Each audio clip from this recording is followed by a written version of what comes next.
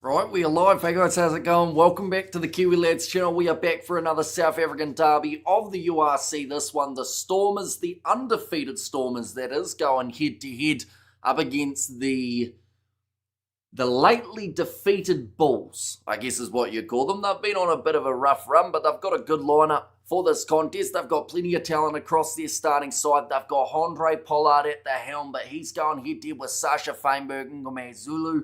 For the Stormers, this is going to be a great game, or at least it should be, if it's anything like that Sharks versus Lions game from just before this match. But looking through at the starting lineup, first of all with the home side, Alistair Vermaak in the number 1 jersey, alongside Andre Hugo Fenter and Nedeling Forshare to slot in as the number 3. Selma Moura alongside JD Schikkerling in the locking duo with Ruan Ackerman, Ben Jason Dixon and Evan Ruiz slotting in as number 8. Of course, the most recent news, the fact that Sio Kolisi going to be joining up with this Stormers side. Massive signing, as he has been in some tremendous form for the Sharks. As of late, looking through on the back line, it is stacked with Box, as there is Sasha, as well as Kobus Reinach as that 9 and 10 combination. Lelion Zas out on the left wing. See the return of Damien Valimza, who has been struggling a little bit with injury over the last few weeks. Similani on his outside, and then Hudsonberg and Waterkaland as the number 15 for the Bulls. They are looking like a good side on paper. They are a little bit similar to what we saw for the Sharks a couple seasons ago. How it looks great, but then on the field, it doesn't quite replicate. And I do think that at this point in time, with the fact that they are starting Gerhard Stennekamp as well as Wilco Low, they have to make sure their scrums are pretty much precise right from the get-go. They can assert some dominance, similar to what we saw in their game up against the Sharks, but it's whether or not they can keep that momentum flowing after that. There is quite a difference at the moment between the starting lineup and the bench of this Bulls side. But Johan Grobela, he will be starting in as the hooker in the starting lineup for this contest. Kobus Visa alongside Ruan Nokia in the locking duo. I think Nokia is going to make a huge difference for the way that this Bulls side do perform out on the field. Marco van Staden, Eldrick Lowe and Jandre Rudolph. That is a formidable loose forward trio. And Bros Papier alongside Andre Pollard as that 9 and 10 combination. Trevino Jacobs out on the left wing, David Krill and Kanan Moody in the midfield, with Sebastian de Klerk, who has been outstanding throughout the URC, and Willy Leroux at number 15. Now, looking through at these lineups, do you ever get that feeling like you want to see a match take place about 10 times? Because these two sides, I feel like there are so many different outcomes that we could see for this contest, but I hope it's a close game like I mentioned. You would wonder where Kurtley Arons is for the Bulls. I think he was injured earlier on in the week, unfortunately, which is a massive shame, because if you had Arons in the side again, alongside all the other players, like I guess you put him in for Stravino Jacobs, because I don't think you can take out Sebastian de Klerk, as he is one of the main key players, I feel, for this Bulls side when it comes to their backs. But there are so many great head-to-heads that have taken place in this game. We have got Yako in the chat. It said, hello, Hamish. Wasn't in your live stream for a while, so it is great to have you back. Of course, 2026 has just got underway. We've got some massive games coming up throughout this year. That Springbok and All Blacks 4-match series that we're going to get to see. There might be a late change. Paul DeVette out. I just show on the TV that Papia is starting and Johannes on the bench. Says, hey, no there. So, wait, so Papia is starting and then Johannes off of the bench. Okay, so they have got a little bit of a switch then in that case. I think that the lineup that I looked through at when I was reading it off might have been actually updated, because it has got Johannes as that option off the bench as well. We have got there, good evening, says Jeremy. Welcome in. Hope you're doing extremely well. We have got there, really looking forward to this. The Bulls need the win for the sake of South African rugby. And it's quite interesting. A close game between the Lions and the Sharks. Seemed like it could have easily gone either way. This game is such an unpredictable one, because the Bulls, like I mentioned, they aren't in a good place at the moment when it comes to their most recent record. But they've got all the talent in the world to be able to turn around this URC season. We did see the Lions, they progressed up to 7th in the overall standing. The Bulls, they are in 12th. But a bonus point win here up against the Stormers, or even a win in general, would actually bump them right up to 8th in the overall standings. So they can be top 8 at the end of this round if they get the victory. Whereas the Stormers got a little bit of pressure from Ulster, but they do still have that game in hand, 2 games in hand over some of those sides below them, and they are yet to suffer a defeat throughout this URC season. They've had 4 games where they've received a bonus point, So I want to keep that momentum going, see whether or not they can. I mean, if they closed out 2026 undefeated, it would be thoroughly impressive, and there'd be a lot of trophies in the cabinet if that was the case as well. This game will be a draw, says Gaspar. I know that you've been trying to get a draw for the past about 5 weeks or so, so maybe this game could be the one. And honestly, the Bulls would take a draw in this scenario. If you're going up against an undefeated side who has 7 wins from 7, a draw would be probably a pretty decent result. Definitely with the fact that this one's taken place in the hometown of the Stormers, Cape Town. And Happy New Year, says Paitai. Same to you. And Happy New Year, Hamish, says Yako. And there too. But the benches, some handy options later on in this contest. I do think that having Paul de Villiers off the bench for the Stormers will be absolutely massive for them. He has been in some great form, and I know that that was a little bit of a concern with the fact that Sio Kolisi is going to the Stormers. Where does that leave someone like a Paul de Villiers? Although we've been seeing Kolisi at times for the Sharks, he was playing a little bit of 8. This game recently, he played 6, but whether or not we see Evan Ruiz, does he go overseas at some stage in the near future if he starts going a little bit further down that Bok pecking order? But of course, do let me know who you guys think will win this game. I'm so excited. It's currently 4:50 a.m. in New Zealand. It feels like it's like not that time. It feels like it's an afternoon kickoff. I don't know where all this energy has come from, but this game is one, like I said, I love to see it multiple times over. And we kind of get to, because we will get to see this match take place in about 3 months' time again. We have got the Happy New Year, Hamish. And just want to let you know I'm subbed, says Yako. So, of course, that is very greatly appreciated. We have got please and teasers said Happy New Year to one and all. And also go the Stormers and hello, Hamish says, Oki, hope you are doing well. And Bulls all the way, 28-26. So you're going with the ending of the losing streak for the Bulls from this game. And I mean, to do it up against the Stormers in Cape Town, be pretty massive for this Bulls side. But looking at some of their recent form, they had their loss to the Sharks. They then lost to Northampton away from home, 50 points to 5. That loss to Bordeaux, I'll be honest, Bordeaux beat most sides away from home. They had Biel Biarray, they had Damien Pinot. Like, they are a stacked team as it is, Bordeaux. But for the Bulls, 33-46, yes, it is a part of that losing streak. But I would say out of all of the games that they have lost in recent times, the only one that they should be really extremely disappointed about, I think, is that game up against the Sharks. The Sharks had a huge amount of handling errors throughout that contest, yet the Bulls just couldn't make the most of it. They didn't score a single try in that contest. That was with Handré Pollard at the helm, so he really needs to get that attack going in this game. And I do feel with someone like a Kane and Moody in the midfield, as well as having that dangerous option on the outside of Sebastian de Klerk, they could get something going here. But I think it all comes down to Ambroise Papier, whether or not he can get that distribution right, because he did struggle in that last game up against the Sharks side. Looking through at what these Stormers have done as of late, they were able to beat the Lions in a close game just before Christmas. They then beat La Rochelle 42 points to 21, and that big away win up against the Stormers, up against Bayonne, has led them to be in quite a dominant position, not just in the URC, but also in the Champions Cup competition. We have got there Villy LaRue playing. He certainly is. He is at number 15 for this contest, so we will get to see him in action alongside Handré Pollard. We have got there Stormers to win, but not convincingly, and Bulls will be giving a surprise, says Yako.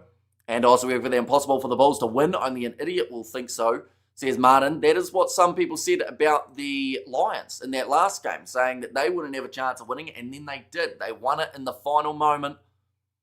Rugby's unpredictable. I feel like no matter where your loyalty lies, of course, some people will badmouth any other side that is not their team. But at the same time, rugby is one of those games. What if the Bulls get an early advantage out there on the field? The Stormers get red-carded. That is something that could happen and could completely change the momentum and the shift of this game. And I'm not saying that's what the Bulls need to be able to win this game, but rugby's so hard to predict. And you just never know what's going to happen. That's the kind of fun part of it. You just never know. We hope there. How's it? A nice rugby today, says Jan. And also I've betted 5,000 Rand on a draw. My win will be 130,000 Rand. Net profit of 125,000 Rand. I'm currently 7,500 under. And if there's not a draw, I will be 12,500 under. So it sounds like the draws, eventually one will pay off. But you might be better off backing something else. Because we just don't get enough draws, I don't think, in rugby for it to be like a good option for you. You do often say you're back in the draw, and then often we do see, of course, not the draw because of just the chance that it doesn't work out that way. But what we will quickly do, ladies and gents, is we will change the background a little bit. We will get it so that it does have the right lineups, hopefully popping up, but you have to be realistic. See, here's Ruby in there as well. They are just showing the Cape Town Stadium. It's looking full. It was a sellout for this game as well. We have got Charles becoming a member. Thank you very much. Greatly appreciated. You now have access to those emojis on the channel, so be sure to use them. The Lions won to Spider. Red card says Big Rick. That is true. They dug deep. I'm curious to see what happens now for Ruan Fenta, whether or not there is a suspension, because I do feel he is one of the key players for the Lions, although Frankie Horn doing very nicely in that last game. And in terms of like head-to-heads, there are so many in this game. First of all, like Sasha versus Pollard is one that comes to mind. Jandre Rudolph versus Evan Ruiz, I think is very intriguing, as Jandre Rudolph leads these two sides when it comes to turnovers won. He's also given away a fair few penalties, but that's just the type of rugby that he plays. He will be in absolutely everything that he can. Another head-to-head, you got Ben Jason Dixon and Eldrick Lowe, two guys jockeying for a chance to get back into the Springboks environment later on in the year. They have to make sure that they are stepping up fully. Damien Valimza, David Creel in the 12 jerseys, and then Sebastian de Klerk, the dangerous man out on right wing, going head-to-head with Lelion Zas in this game as well. Yako has said, how's it, Hamish? Welcome in. Hope you're doing extremely well. I love how all the other smaller unions need us to sell out their stadiums. Says Haino. I feel like you're in a feisty mood at the moment, Haino, after you got your prediction wrong in your Super Brew. You backed the Sharks to get the win. Who have you backed in this one, out of curiosity? You're saying they're the smaller union, but they may be the smaller union that you've said will win this game up against your side. My estimated draw score will be 25-25, although it is not important as long as it's a draw. Only 31 lights, come on, people. It says Wild Lobster. It is 23 degrees, warm, and a little bit of wind in Cape Town by the looks of it. It should be an absolutely outstanding game. Taking place in 3 minutes' time. We've actually already been going for 12 minutes on this stream. I can't believe how quickly that one has passed. The Stormers, says Viral Shorts NZ. In there too. A brilliant South African derby just around the corner from starting up. I honestly don't know. I think the Stormers by one, because at least if we lose, I can get a win somewhere. Says Haino. JD Schickerling, Salman Murat, and the locking duo. I do think that the Bulls have the advantage when it comes to the locks. Having Ruan Nokia back is absolutely huge. What's the minimum amount one can bet on rugby? I think you can bet a cent, depending on your bookmaker. And what is your prediction, says Haino? I keep on trying to work this game out, and it's so hard to do. I think it's either going to be narrow victory for the away side. Like, I don't see the Bulls winning this game by 5 or more, or I think that the Stormers are going to win this game by 15 and just dominate the Bulls. But I hope that isn't the case. We have got, fearless indeed, because 5,000 is actually a lot of money for me, which is exactly why you shouldn't be betting that much. They always say with betting, you should never bet what you can't afford to lose. So, yeah. Like, sometimes you're just better off taking your losses and going. It's going to be one. I will go with it, says Ano. I couldn't tell you. I can't mess up your Super Brew. You've been going so well. Gambling ruins sport, man, says Big Rick. Yeah, I'm a firm believer of it. Like, as in that it ruins it, not that that you should gamble. It's the game on Sky Sport. Sadly, not in New Zealand. We are on URC TV for us here in Kiwi land. And Krobala Stennekamp, time to score, boys. And Hamish makes every game better. He is a rugby wizard, says Ruby. And 28-26 in favour of the Bulls, says Ruth. And there too, but Ruan Nokia leading the Bulls out of the stand. Out of the tunnel, ready to go. Jandre Rudolph, the man who looks 50, but he's actually only 31, we learnt the other day. So still got plenty of rugby left in him. He is all out, just attack going. Will you stream my Benetton versus Edinburgh? We will not know. Just these two games for this weekend. We're going to have a few games of the Champions Cup, though, next week, which we will be covering on the channel. That is another one that we have to buy a subscription for to be able to cover. Kobus Reinach will be the man of the match. A stick in Stormers by one, says Haino. He's in top form currently. His career has peaked, says Casper. And isn't it weird to say that he's peaked now? when you think about it, how most players at his age would be slowing down and starting to get onto that decline. But Cobus Reinach, at the young age of, I believe he's 34, 36, he's 35, halfway in between. Like, he's still playing some of his best rugby. Gambling should be banned, very destructive behaviour. Says Katzenell. And also pumped up for this Bulls. And also, I'm afraid to give you advice because my rugby knowledge is limited. My prediction is 34 points to 28. We see there Selma Murat making his way out onto the field. The Stormers captain ready to go for this matchup. Like I said, this is a game that I've been thoroughly looking forward to. I was even close to making a preview for this match, which is something you don't see too often on the Kiwi Lads channel, as a preview for a URC game. But the fact that it was Sasha Feinberg and Ngome Zulu up against Andre Pollard, Jandre Rudolph versus Evan Russ, Sebastian de Klerk up against Lilian Zas, there were just too many things not to talk about it, but instead, I didn't make one. I decided I'd just do a slightly longer start of this live stream. Jordan Hendrickson cost the Sharks the game, can't kick in the post. How do you score 4 tries and lose when the other team only scored 2? Says Aino. Which is quite interesting, isn't it? But then at the same time, we did say, like, or I at least said early on, I felt like Chris Smith would have the better accuracy. Normally, Hendrickson doesn't kick that badly, though. So I think that either just shows how good Chris Smith is, with the fact that there was a bit of a breeze and he was making it look simple. But also, yeah, just a bit of an off day for actually both Hendrickson brothers. I need Pollard to cook, says Haino. And I don't bet, but if you do, it's best to bet against your favourite team, says Viral Shorts. I know that some people do that. Like, they'll back the opposite team so that if their team wins, they're happy. If their team loses, they at least get something from it. And hi, guys, I'm back, says Philip, and it is great to have you. We're ready to go for this match. Sasha Feinberg and Ngome Zulu going to be kicking off from left to right for another South African derby. And we're underway. A little short kickoff from Sasha, and the ball is retained by the Stormers.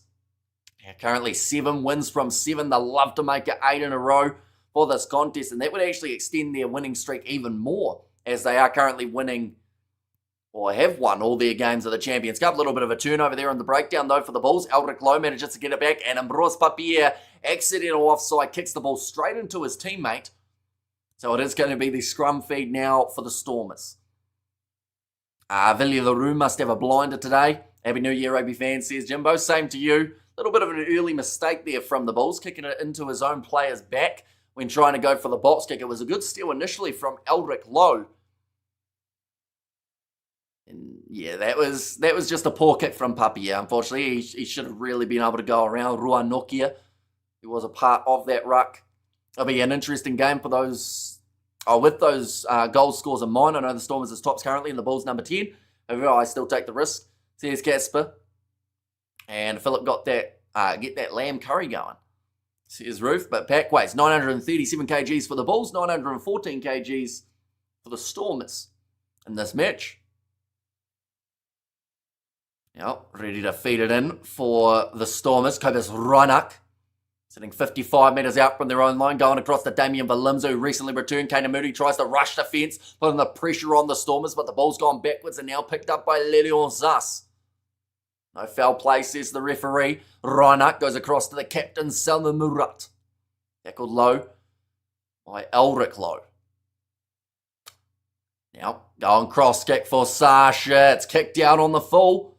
Mistake made from the Springboks fly half, and it does give the opportunity for the Bulls early on. Happy New Year, Hamish. Have an awesome year around. Have an awesome year ahead, says Anthony. And same to you. It's awesome to see you guys who were here in 2025 popping over for the new year. We've got plenty of rugby on. The Six Nations coming up soon. Super Rugby, the Sevens, URC, Champions Cup, Challenge Cup, all sorts taking place. Now thrown in by Johan Robela. First one retained for the Bulls.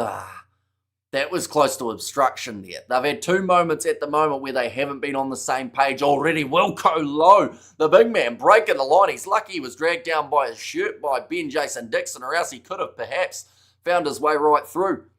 Now, Ambros Papier goes to Marco Van Stad, and he's dropped the ball on the ground and picked up by Evan Russ. Collision with David Creel. Now moving off to the left-hand side. Big driving tackle made on Ruan Ackerman. He's playing in the number 6 jersey for this game rather than Paul de Villiers, who will make his way off the bench. Been a while since it's looked this exciting going in. Shame about Wales, though.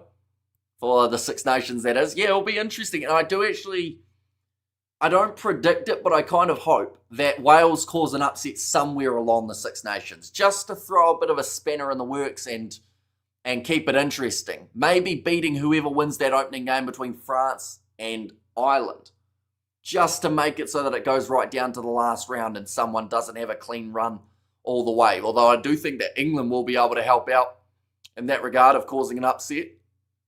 Or is it even an upset? England going into it very good form currently. The hands of JD Schickerling, offloading now to Salman Murat. This game's being played at quite the frantic pace. Sasha starting to get that step going. Offloads to Ronak. It's a knock on, I believe, from Ronak. Looks like it's going to be play on. Ronak's hurt himself here. Looks like some sort of leg injury on that left-hand side. Bouncing ball. Kane and Moody look like he almost knocked it on. Referee says it goes backwards.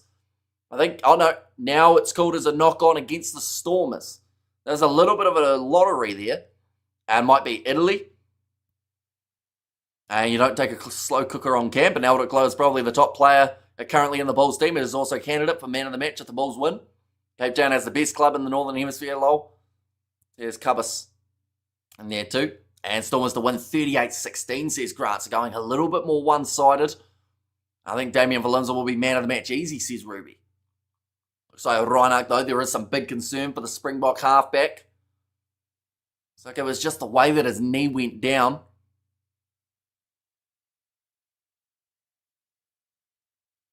And as a slow cooker, what do you mean? Says Ruby. John Dobson having a bit of a shout into one of the little microphones at the moment. Okay, Salman Murat just having a conversation with the referee as well while there is this bit of a stoppage.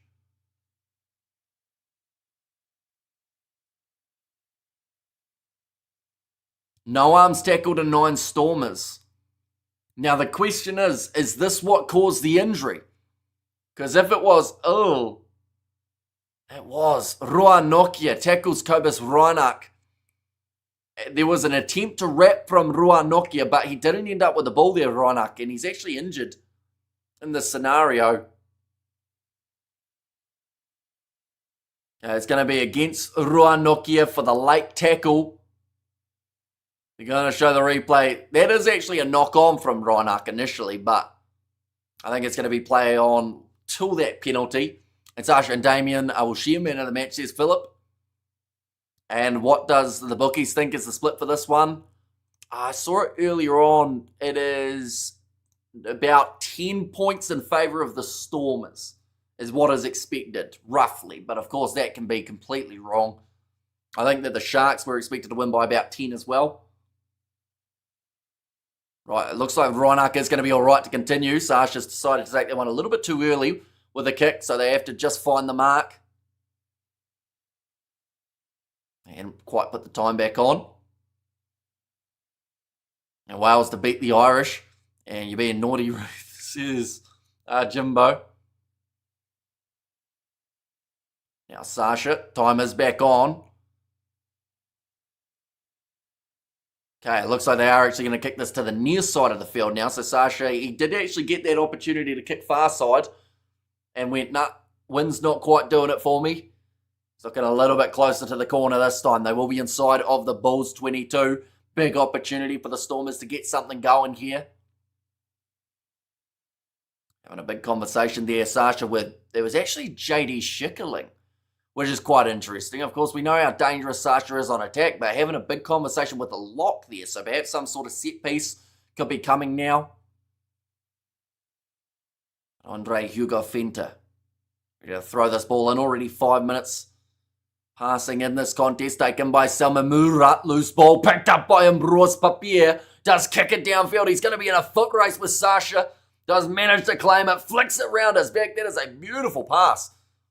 He keeps the ball alive and stops the chance of a line out. Damien Valimza getting almost held up there by Yandre Rudolph. Now he has to release him. Rush defence there from the Bulls. Almost a little bit too quick from Mako van Staden.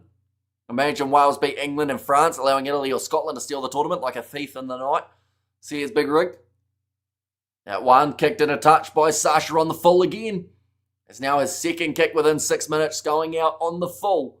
giving the Bulls another attacking chance next year. The Stormers will be unbeatable in all competitions the next season. They secured Sasha and Sia for the next season, says Casper. Now the Bulls, they have themselves another line-out opportunity. Just showing there, Cobus Visa making a little bit of contact with Sasha Feinberg and Gume Zulu after. Did get rid of that ball. Now Johan Robela. Would I try a goat? Putski. Oh, short side and Bruce Papier. Almost able to go himself, but he has to try and get around Evan Rose. Rua Nokia does very well to hang on to that one as it looked like. It's about to be dropped. Now JD Schickerling's gone straight in off his feet. That will be a penalty, and this might be a warning here.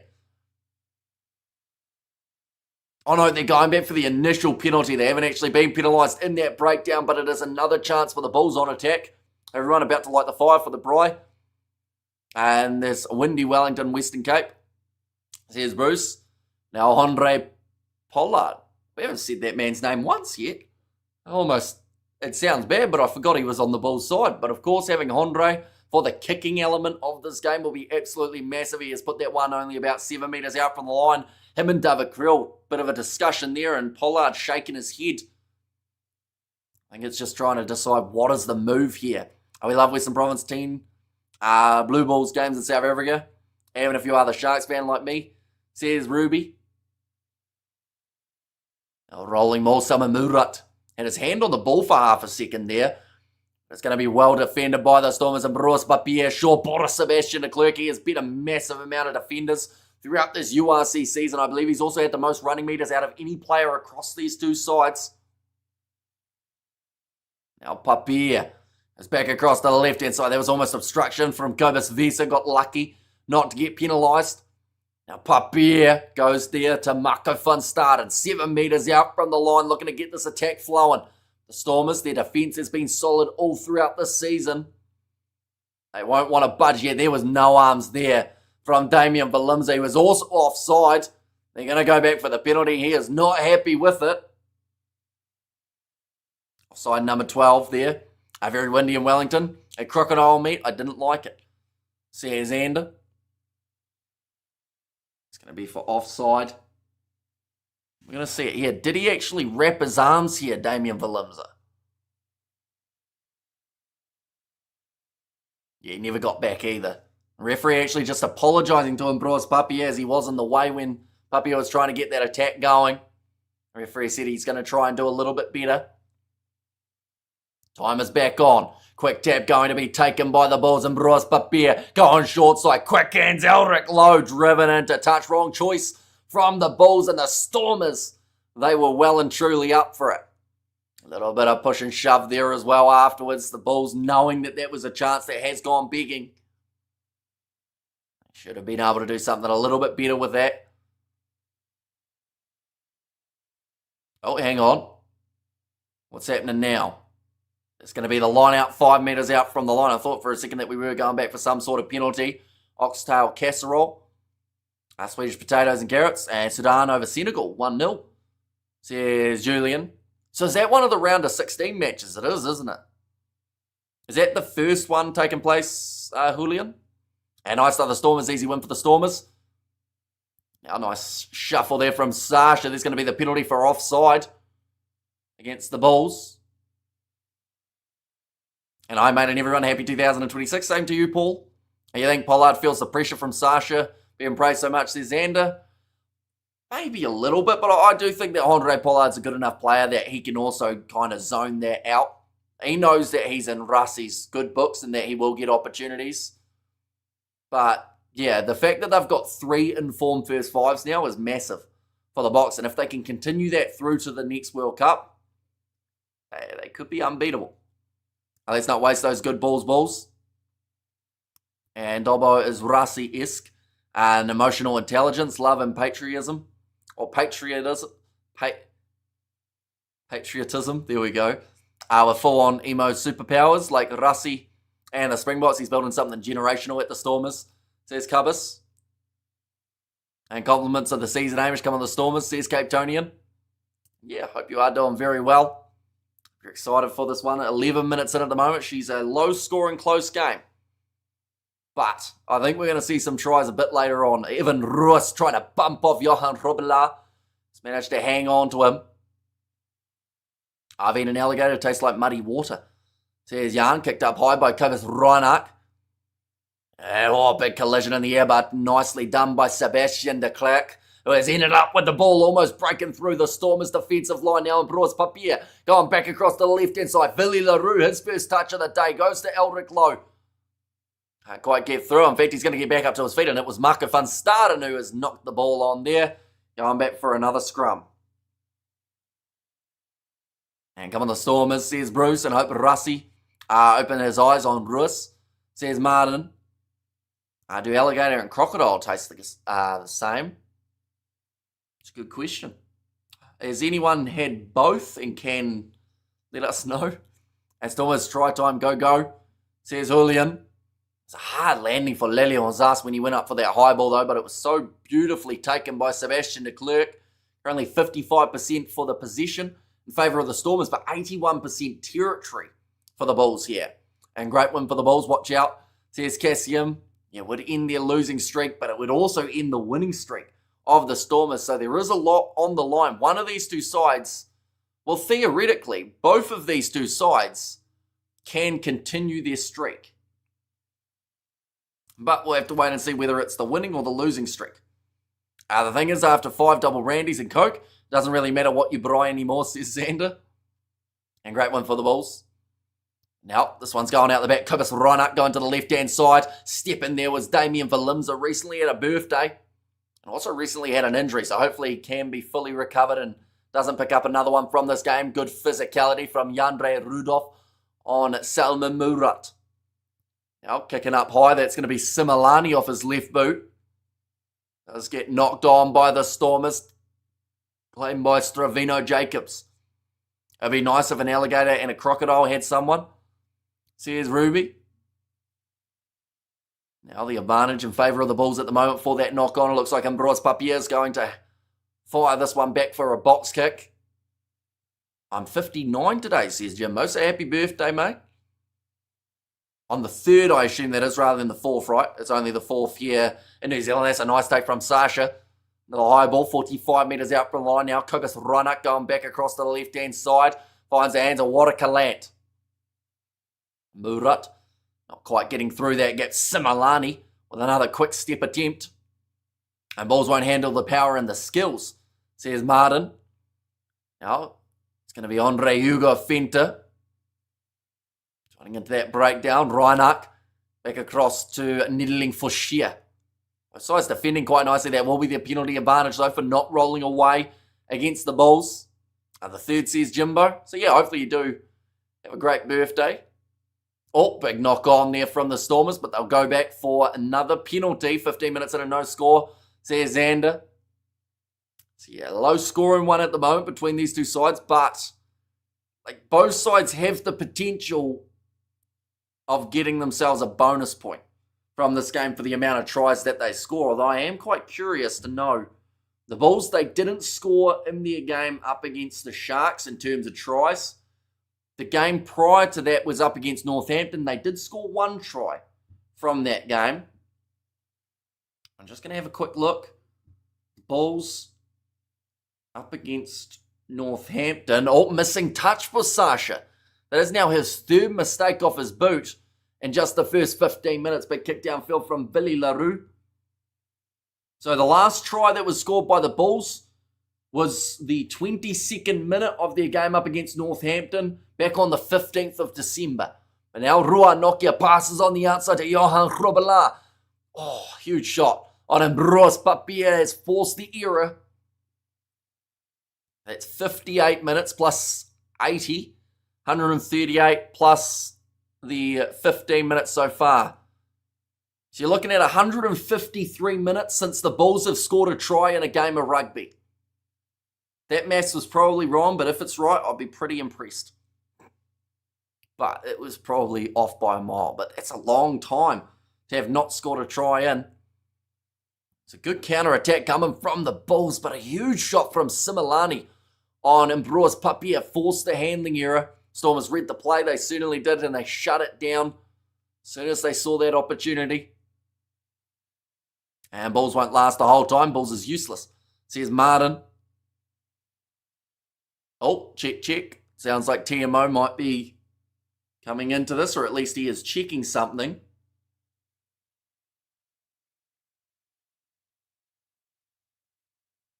Right. I think it's all been cleared. So the last drive for the Stormers, just in comparison, they scored 30 minutes ago.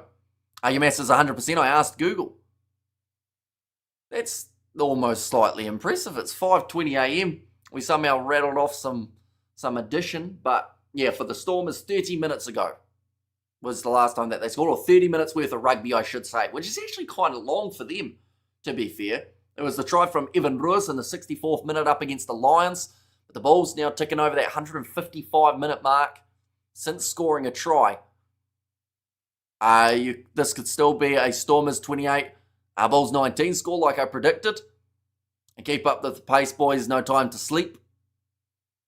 Stormers supporters in the sold-out stadium. Absolutely loving it at the moment. Now the scrum. Finally taken place will be Cobus Reinach, who has got himself the feed.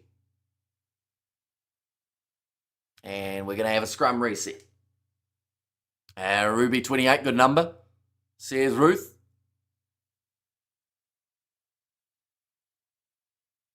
Okay, they're just saying to match the weight in terms of that push. There's a Mexican wave going around the stands. And go the Bulls. Says Nani there. Yeah, a big win for the Bulls if they can somehow get this one done.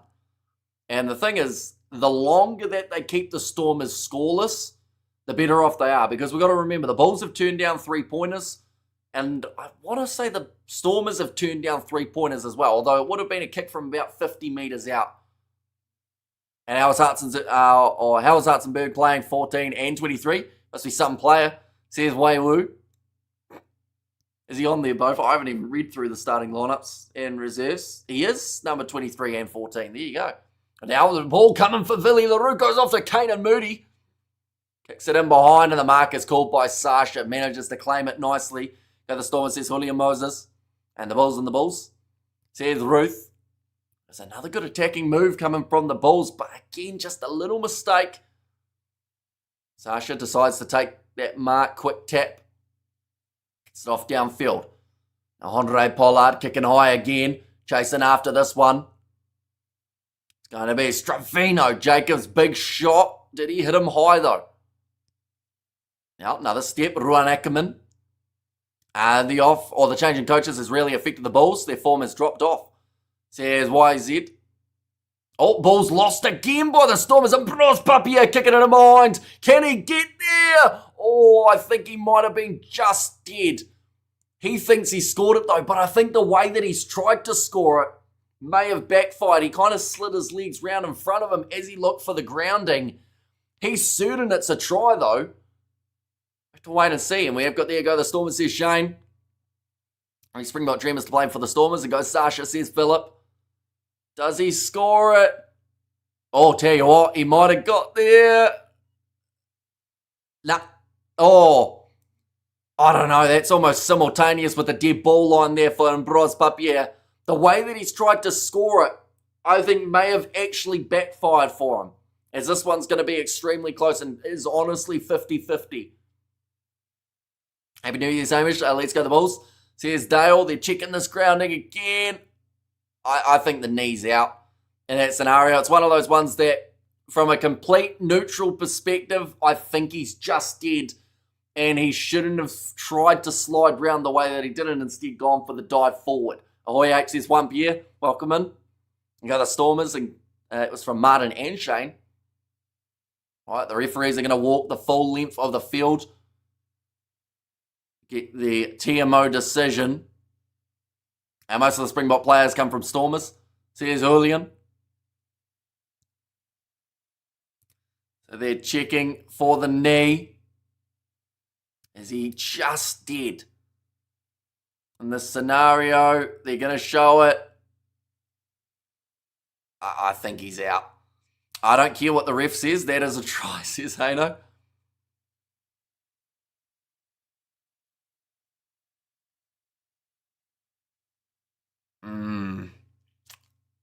There is a grounding. There's no denying that he grounds it inside of the field. Oh, does he lose control of that? They're just showing it in the slow motion. Looks like maybe just a finger on it.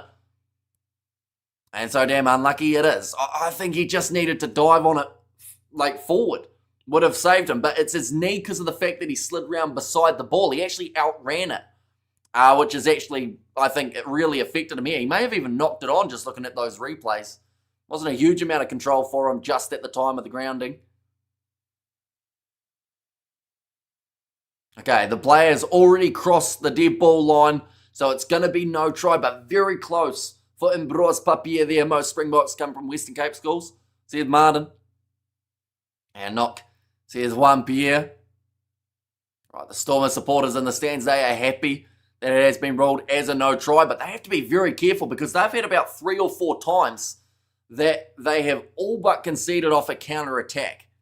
Rubbish decision. So you're saying that it was like that he wasn't dead, Haino, or you're saying that, because I think, are you allowed to have it simultaneous with it being out? I don't think you are. I think as soon as you touch that dead ball line, it goes wrong. Stormers always buying the ref. Says, I know, to be fair, if I was the ref, I would have made that same call, but yeah, it wouldn't make you too popular for the Bulls supporters. We have got their Bulls, the powerhouse of the Springboks, says Cassium. Now it's going to be the Stormers who have got themselves the ball.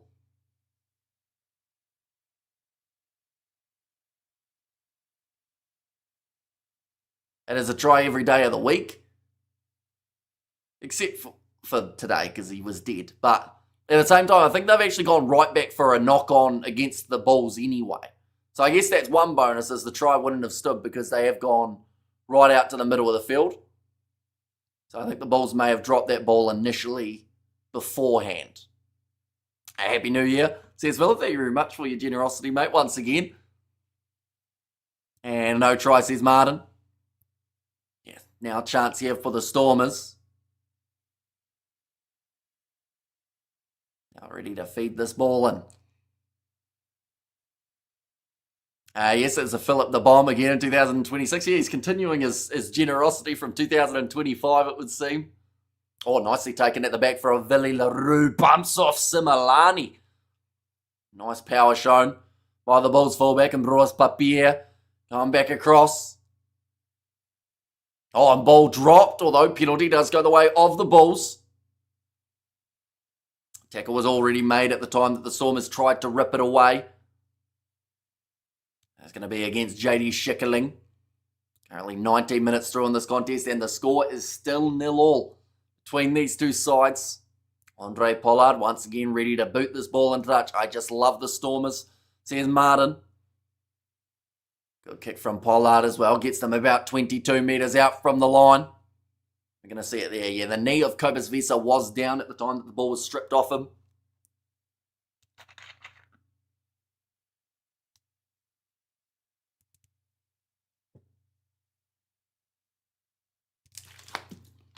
Rossi will be on the edge of his seat for this one. Speed versus power, just another Bok alignment match. And my pleasure, Stormers in the Springboks. Says Philip.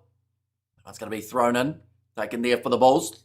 Looping around straight away. Short ball from Johan Grubela to Kane and Moody. Now Papier pops it across to Wilco Low. He's dropped it. And they're going to go back for another scrum. Go the Stormers' best team, says Julian. And Bulls break this hoodoo. 20 minutes in, and that is already probably handling error at least number 5 for this Bulls side. Stormers have had a fair few handling errors as well, though, so that is one thing that has kept both sides in this game. Keeping it close, currently 0-0. So it does seem like it's going to be a close game, just not so much a high-scoring one, like it had been hoped. Both sides, theoretically, though, still do have enough time to be able to get themselves bonus point for 4 tries or more. 4 scrums won by the Stormers, 0 scrums won by the Bulls. They haven't actually had a scrum feed. One of the back weights, the Bulls had the slight advantage by about 15 kgs, I want to say. It was about 930 to 915. Now going to be fed in. It's an ugly scrum. It's gone sideways at the moment. The ball does come out the back for the Stormers. Now Wadaka Land kicks it downfield. Finds the hands of Billy LaRue again. He's thinking about a 50-22 attempt. It's going close to the sideline. Someone is down in a ball here for the Stormers. That looks like a bit of a concern. It might be Reinach once more. Big kick downfield from Hillant. Taken by Andre Pollard, just 10 metres out from his own Bulls try line. Does kick it into touch, but there is some big concern at the back here for the Stormers. I believe the player is still down. I want my Bulls to win. The Stormers' lack of discipline will come in handy for us. It's going to be a high score. No, in fact, it is... Who is that? They are blocking him at the moment. It's actually Alistair Vermaak, who is down at the back for the Stormers.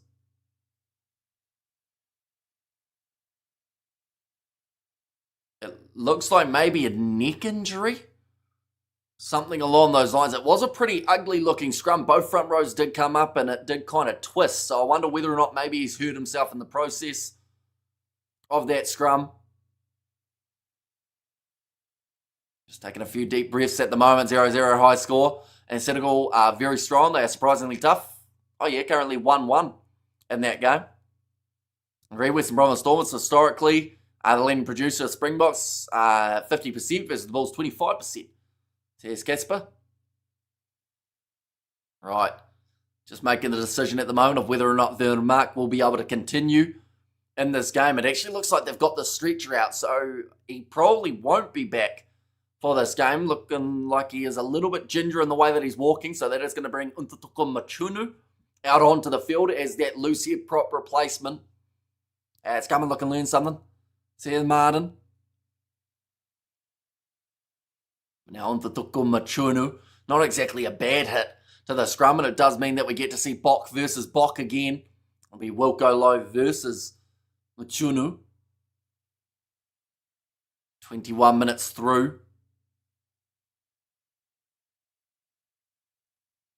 And yeah, I don't think he's going to be returning. I'm not even sure if they're taking him for an HIA or are they more so just getting rid of him completely. The score can stay 0-0 for the rest of the game for my purposes. And Sonny Bill Williams and Dan Carter will watch this battle between Sasha versus Andre. Says Christopher, we're waiting for someone to get sent off. Then we can play, says Philip. Now rolling maul attempted here for the Stormers, getting some decent meterage straight away. Andre Rudolph, though, he's through the middle and he's allowed to go for that ball. He's held it up once, oh no, penalty. Okay, he's collapsed it. And Andre Rudolph is arguing with the referee. He's saying, I had the ball at the time of the collapse.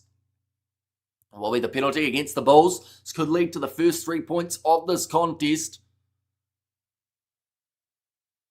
Yeah, the call of use it was from the ref. Looks like once again they are kicking this one towards the corner here. The Stormers, they are doing what they've done throughout the rest of the season, and that is backing themselves to be able to score tries. Yeah, so they've said that Andre Rudolph has collapsed there after the call of use it. And Krell van Staden, next try, please. Now it's going to be a maul here.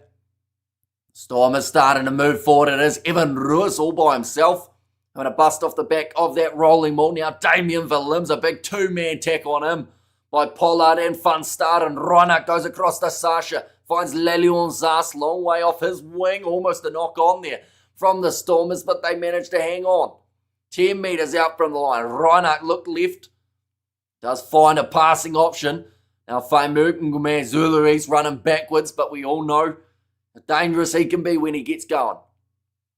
Now Reinach, again searching for that ball in the breakdown. Stormers wait for the second half. All back into the pocket. Damien Balimza going for the drop kick. Misses away to the side.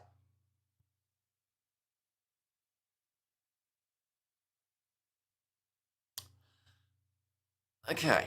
Surely, if you were thinking about going for a drop kick, unless, of course, that was just a last-minute thought that they had there, but I would have thought if you were looking to go for a drop kick, you would have just taken the 3 points when it was on offer literally 60 seconds ago, because that would have been 3 points anyway.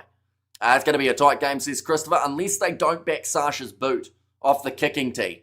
Pollard kicking it straight out on the full off the 22 dropout. Mistake made by the veteran.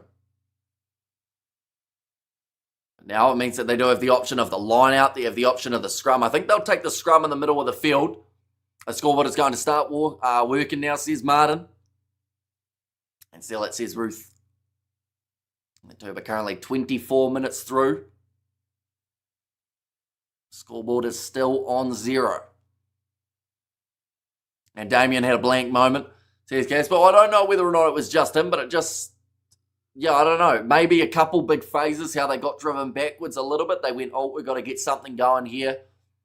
And rushed it, maybe. Scrum's won at the moment, 5-1 by the Stormers.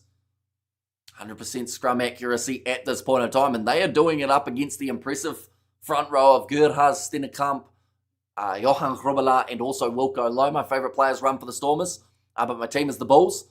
You can imagine my feelings right now. I sometimes wonder why do I keep doing this to myself, says so. And lots of mistakes from both fly halves. Yeah, a lot of mistakes from a lot of players in this game so far, but particularly it seems to be the kicking from the 10s has been a bit shaky. That's a front row collapse there from the Bulls. It's going to be a scrum reset. Imagine this game ends 0-0. I know that would make one person very happy, and that is Casper. How is that two-man tackle on Valimza? Boggled his brain, says Christopher. Only 25 minutes through.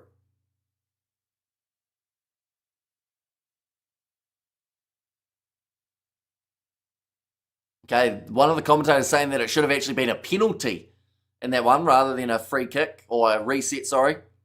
As unlike Pollard to make mistakes. Yeah, I think that was his first one, wasn't it? Andre Pollard just kicking that 22 dropout into touch on the full. Both teams feel like they're not in the zone today. Billy's still full of Christmas grub, I guess. A long time no see, says Dame Set Match. Welcome back, mate. If you are doing well, hope you're excited for the 7s. That is coming up the end of the month. Reinach puts the ball in again. Big push this time from the Bulls, but they don't end up with the ball. Instead, Reinach breaking off the back, flicks the pass off to Damien Valimza, who's knocked it on. Now offload Pollard. Ends up with the ball. Looking for the steal and the breakdown. Stormers are calling that the ball is out, but I think the referee, the one who has to make that choice. Now, covers Vesa. It's the contact. Told to use it again there for Ambros Papier. It's kicked high. And after it is Stravino Jacobs. Slaps it back onto the side of the Bulls. I think there was a knock on then. Out, back across. And Jason Dixon, big collision again. You can hear it all coming through the ref's mic at the moment. How hard some of these hits are. It's coming out, go the Stormers, says Martin. That one's going to be kicked in behind by Damien Valimza. Back covering is Villy LaRue. There's plenty of time to be able to kick this ball into touch, and has a decent clearing kick too. And Bulls on fire, people, says Herhard. And also the rest seems to not care that the tacklers are not releasing. It's mind-blowing, says so. And also go on Sasha. Yeah, at the moment, 27 minutes in. Going to be a close one. Or at least it looks that way. I hope we get some form of points before half-time. Paul de Villiers will change things up. Yeah, he's going to be making his way off the bench in this contest, and he has been a bit of a game changer for the Stormers as of late. Now, it's often talked about Ben Jason Dixon, Evan Ruiz, two guys from the Springbok setup, but, I think that Paul de Villiers been a bit of a dark horse in that loose forward trio. Too much Christmas pudding, all the mistakes. Ruiz opened Rusty's eyes. Here's Martin, nicely claimed at line-out time by Ben Jason Dixon. Now Reinach, back across, forward pass from the Stormers. Sits up there for Stravino Jacobs, but just loses his footing the last minute. Ruckus form, so not able to get the steal and the breakdown. Valimza trying to put on the pressure though. Andre Pollard goes across to Villy LaRue. Short ball to Sebastian de Klerk. It's the offload to Ambros Papier. Passed on the outside to Elric Lowe. Drops it again. Everyone's dropping the ball, and Villy LaRue is frustrated at the moment. It seems like every open gap, players can't hang on to the ball.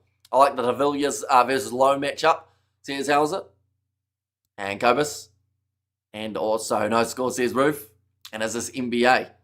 And Butterfingers, come on, Bulls. We can't afford that, says so. Yeah, that was probably one of the better attacking chances that they've had in the last 15 or so minutes. Looks like Valimza is currently down with some sort of injury. He has just returned from one.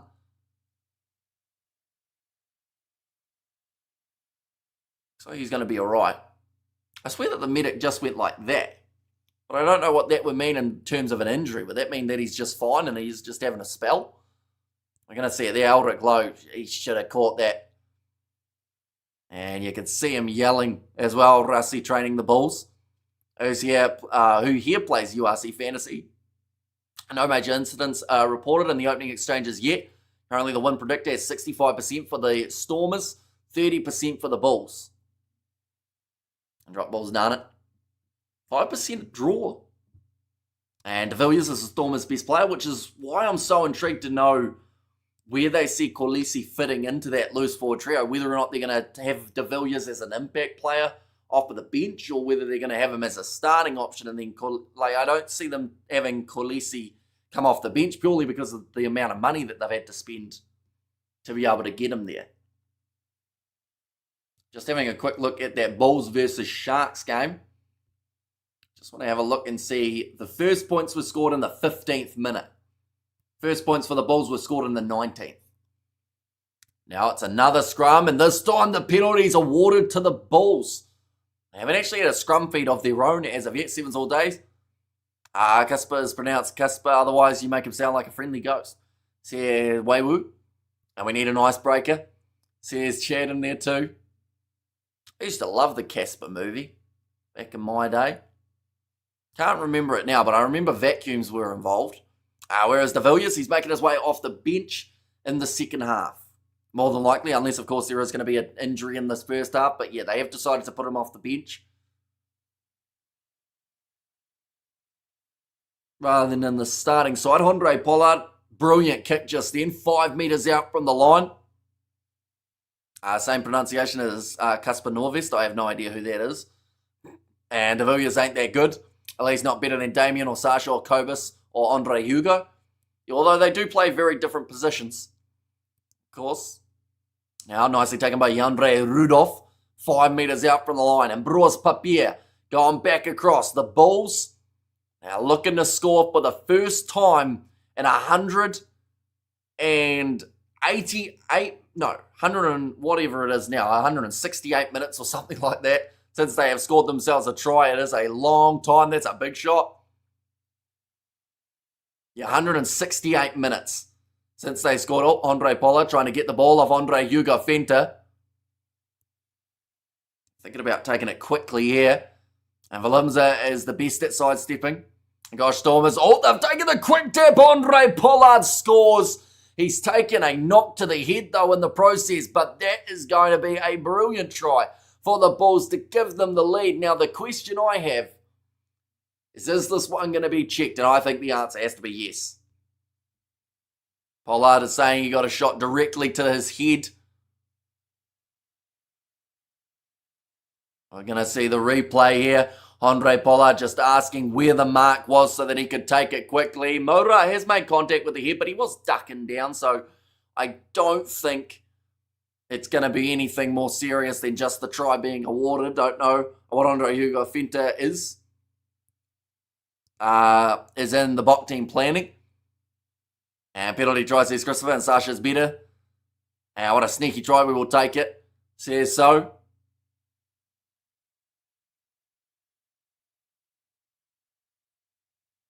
Right, so it's been cleared by the refs and the TMO.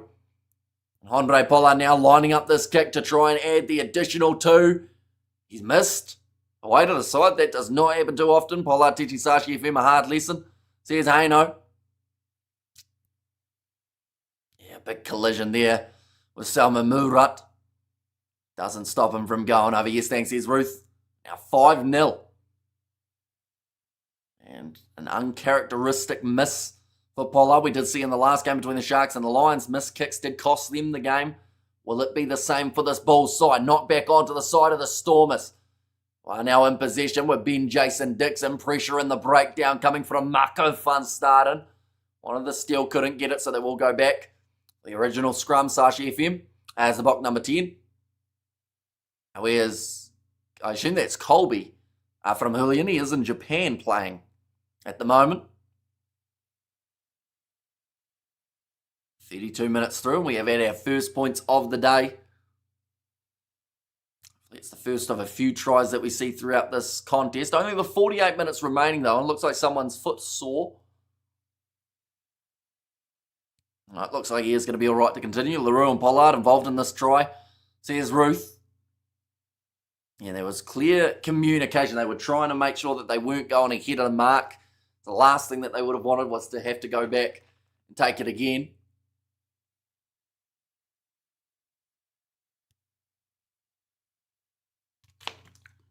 Pollard still showing his medal as block number 10. Likely for Pollard to miss. Must be the headshot that he took that skewed his alignment. And also a little bit of wind, I think.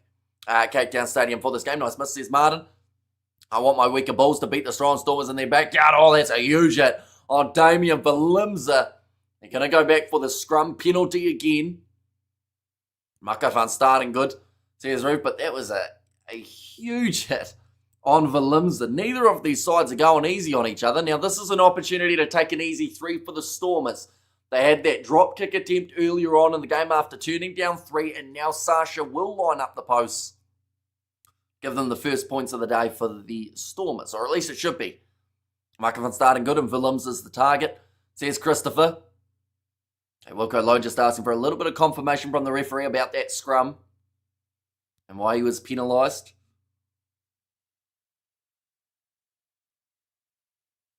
First chance for Sasha, 29 metres out. So more than kickable. The crowd, they are loud for this kick by the sounds of it. All cheering for Sasha Feinbergen, who has Zulu, and he gets it over, so that will make the score now 5-3 between these two sides. It's always interesting how you can go 30 minutes without anyone scoring any form of points. And now within the next 4 minutes, we've had 8 points scored between the two sides. Windy as hell, says Ruth. Going to see it there. Yeah, a little bit of an angle there from Wilco Lowe in terms of the scrum.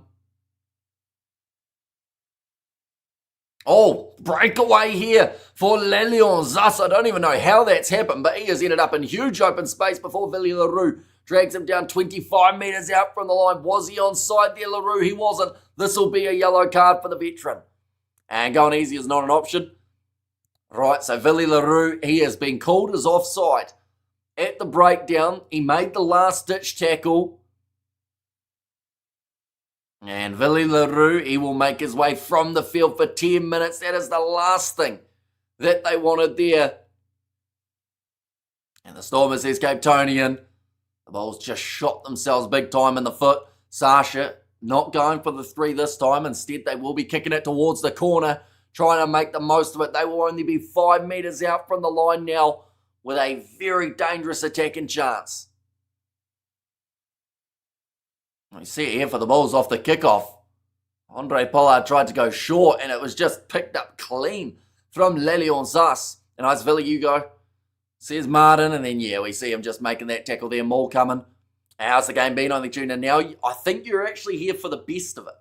In terms of, it was a slow 30-minute build-up. Neither side had scored any form of points, and there were a lot of knock-ons.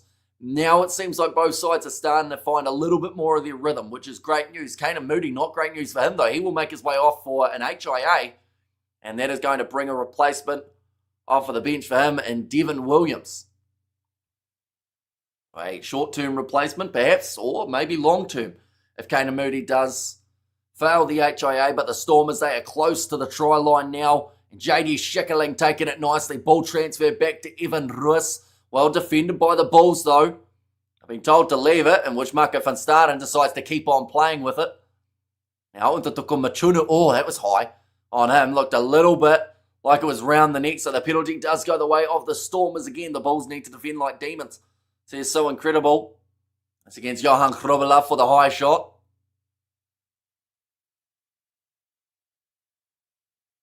Okay, Selma Murat already in the referee's ear saying, I think it's about time they get a yellow, and referee said they just got a yellow.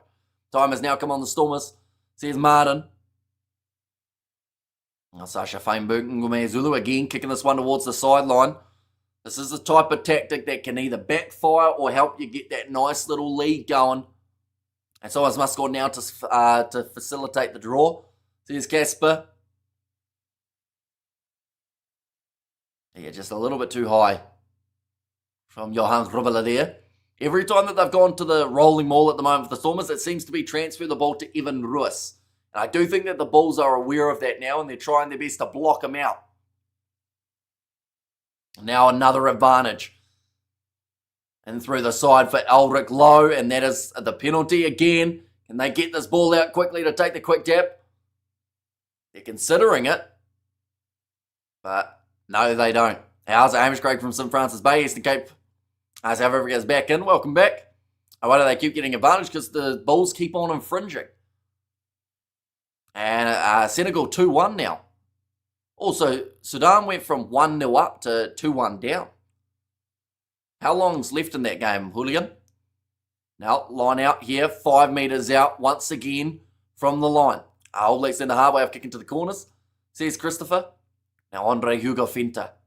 Does the corner tactic backfire for the Stormers here, or can they get over for their first try of the match? Now, Ntatukum Machunu gives the call to Andre Hugo Finta. And Happy New Year to you. Same to you, Craig. Thrown into the front, nicely taken by Selma Murat. Again, some good physicality shown by the Bulls' rolling maul defence as they drag it down. Is it legal? Yes, says the referee. No, never mind. Advantage now for collapsing the maul. Now Kibis Ronak back across there. The hands of Ntatuko Machunu. Cross kick attempted from Sasha, and that's going to be a little bit too much on it. They'll go back now for the penalty once more, and this is now a double blow of the whistle, and I think there's going to be some warnings handed out.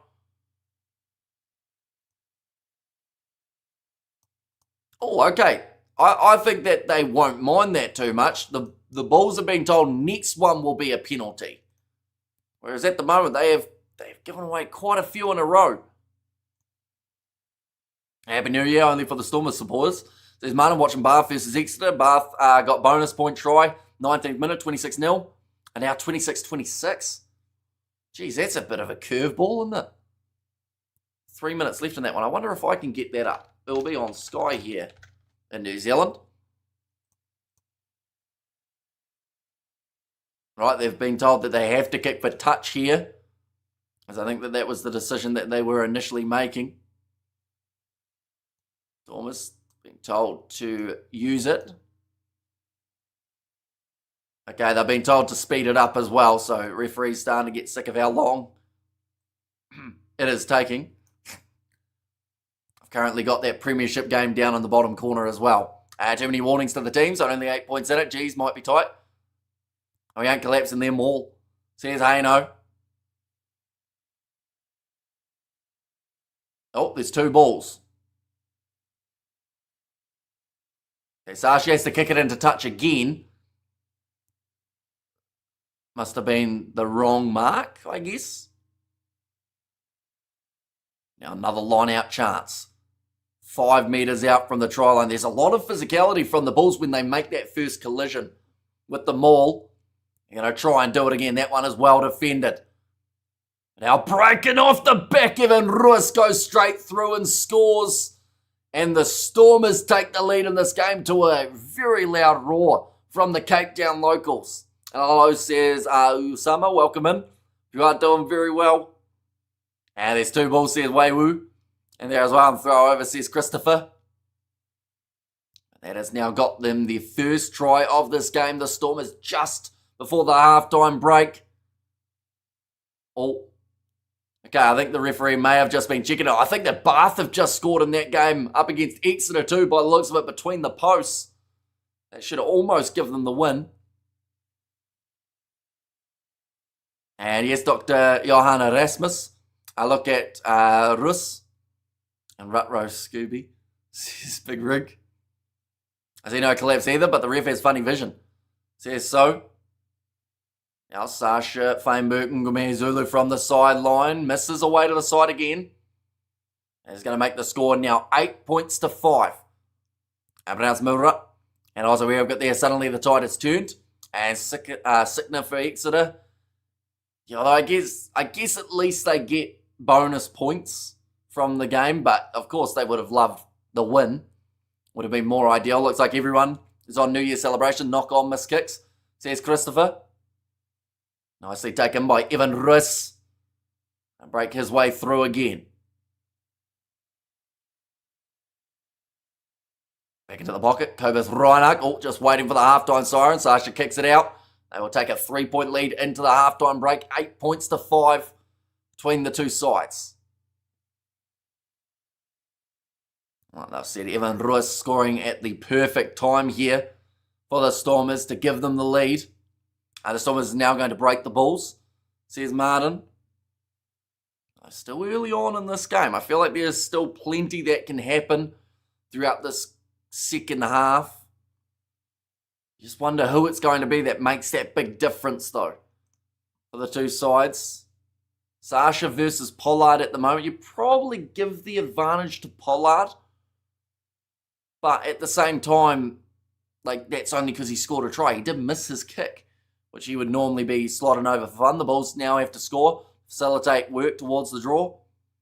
And now your math for a draw is Mathin again, and Bulls won't handle the pressure, power, and the skills, says Martin. Yeah, could be very intriguing. Still very great crowd in attendance. It was set as sold out. There are a few empty seats there, but that is normally the ones who buy them and then try and resell them. I'm telling you, when we come back, the Bulls will bag this game. Says so incredible. And Butterfingers seems to be the Bulls story this season. Yeah, unfortunately, it's just far too many handling errors. Definitely up against a side that has a decent scrum in the Stormers. Although we did see Gerhard Steenkamp and Wilco Lowe get themselves a penalty against the feed.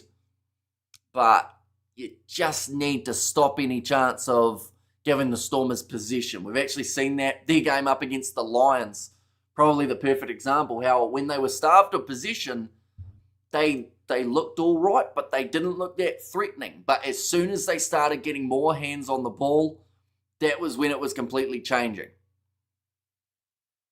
Looking at the Stormers in terms of what is to come for this side, they have got the Harlequins in their next game. Alongside that, Leicester, and then the two games up against the Sharks in a nice double derby that will be taking place for the South African sides. That one is happening just around the corner. In terms of the Bulls, they have a little bit of a different path. They have got the Champions Cup, of course, just like this Stormers side. But the Bulls, they've played two pretty tough games for the start of their Champions Cup. They had to face Bordeaux, and they also had to face the Northampton Saints. In this next contest, though, it's still not, I would say, that much easier. But I still think they'd take it. In terms of they've probably had the two toughest games and also the two sides that are looking pretty good to make it to the semi-finals. They've already faced them. So it can only go easier from here, I guess you could say, in some ways. But in terms of who they are playing, they are going head-to-head with Bristol Bears in their next contest. Then they've got Poe and then Edinburgh and the Lions in the URC afterwards. So to be fair to the Bulls, if they win this game, they could actually get themselves towards, you know, a 2-3 match winning streak could be on the cards here. And at least that would get them back on the right track, I hate for Evan Ruiz is unexplainable. Says hey there. And also, well, they woke up too late. They will have to just watch us walk over to win this one, says so incredible. One more try before halftime for the Stormers, says Martin. And there as well. Although it is now halftime in this contest, just that late try for Evan Ruiz. Early try. Oh, sorry, not early try, but late in the half try was Andre Pollard, Stormers powerhouse of the URC, says Martin. Yeah, in terms of the first half players who have stepped up for both of the sides, I would say for the Stormers, I mean, Evan Ruiz hasn't been too bad throughout this match so far. I don't think anyone else has hugely stood out. Schickerling's had a bit of the ball. And Reinach's had some good moments too. For the Bulls, you'd say, I'd probably say de Klerk when he's had the possession. He's gone all right. Maka van Staden, he's always on the verge of giving away a penalty, but he's been working hard in the breakdowns alongside Jandre Rudolph. Evan Ruiz has a bad discipline problem.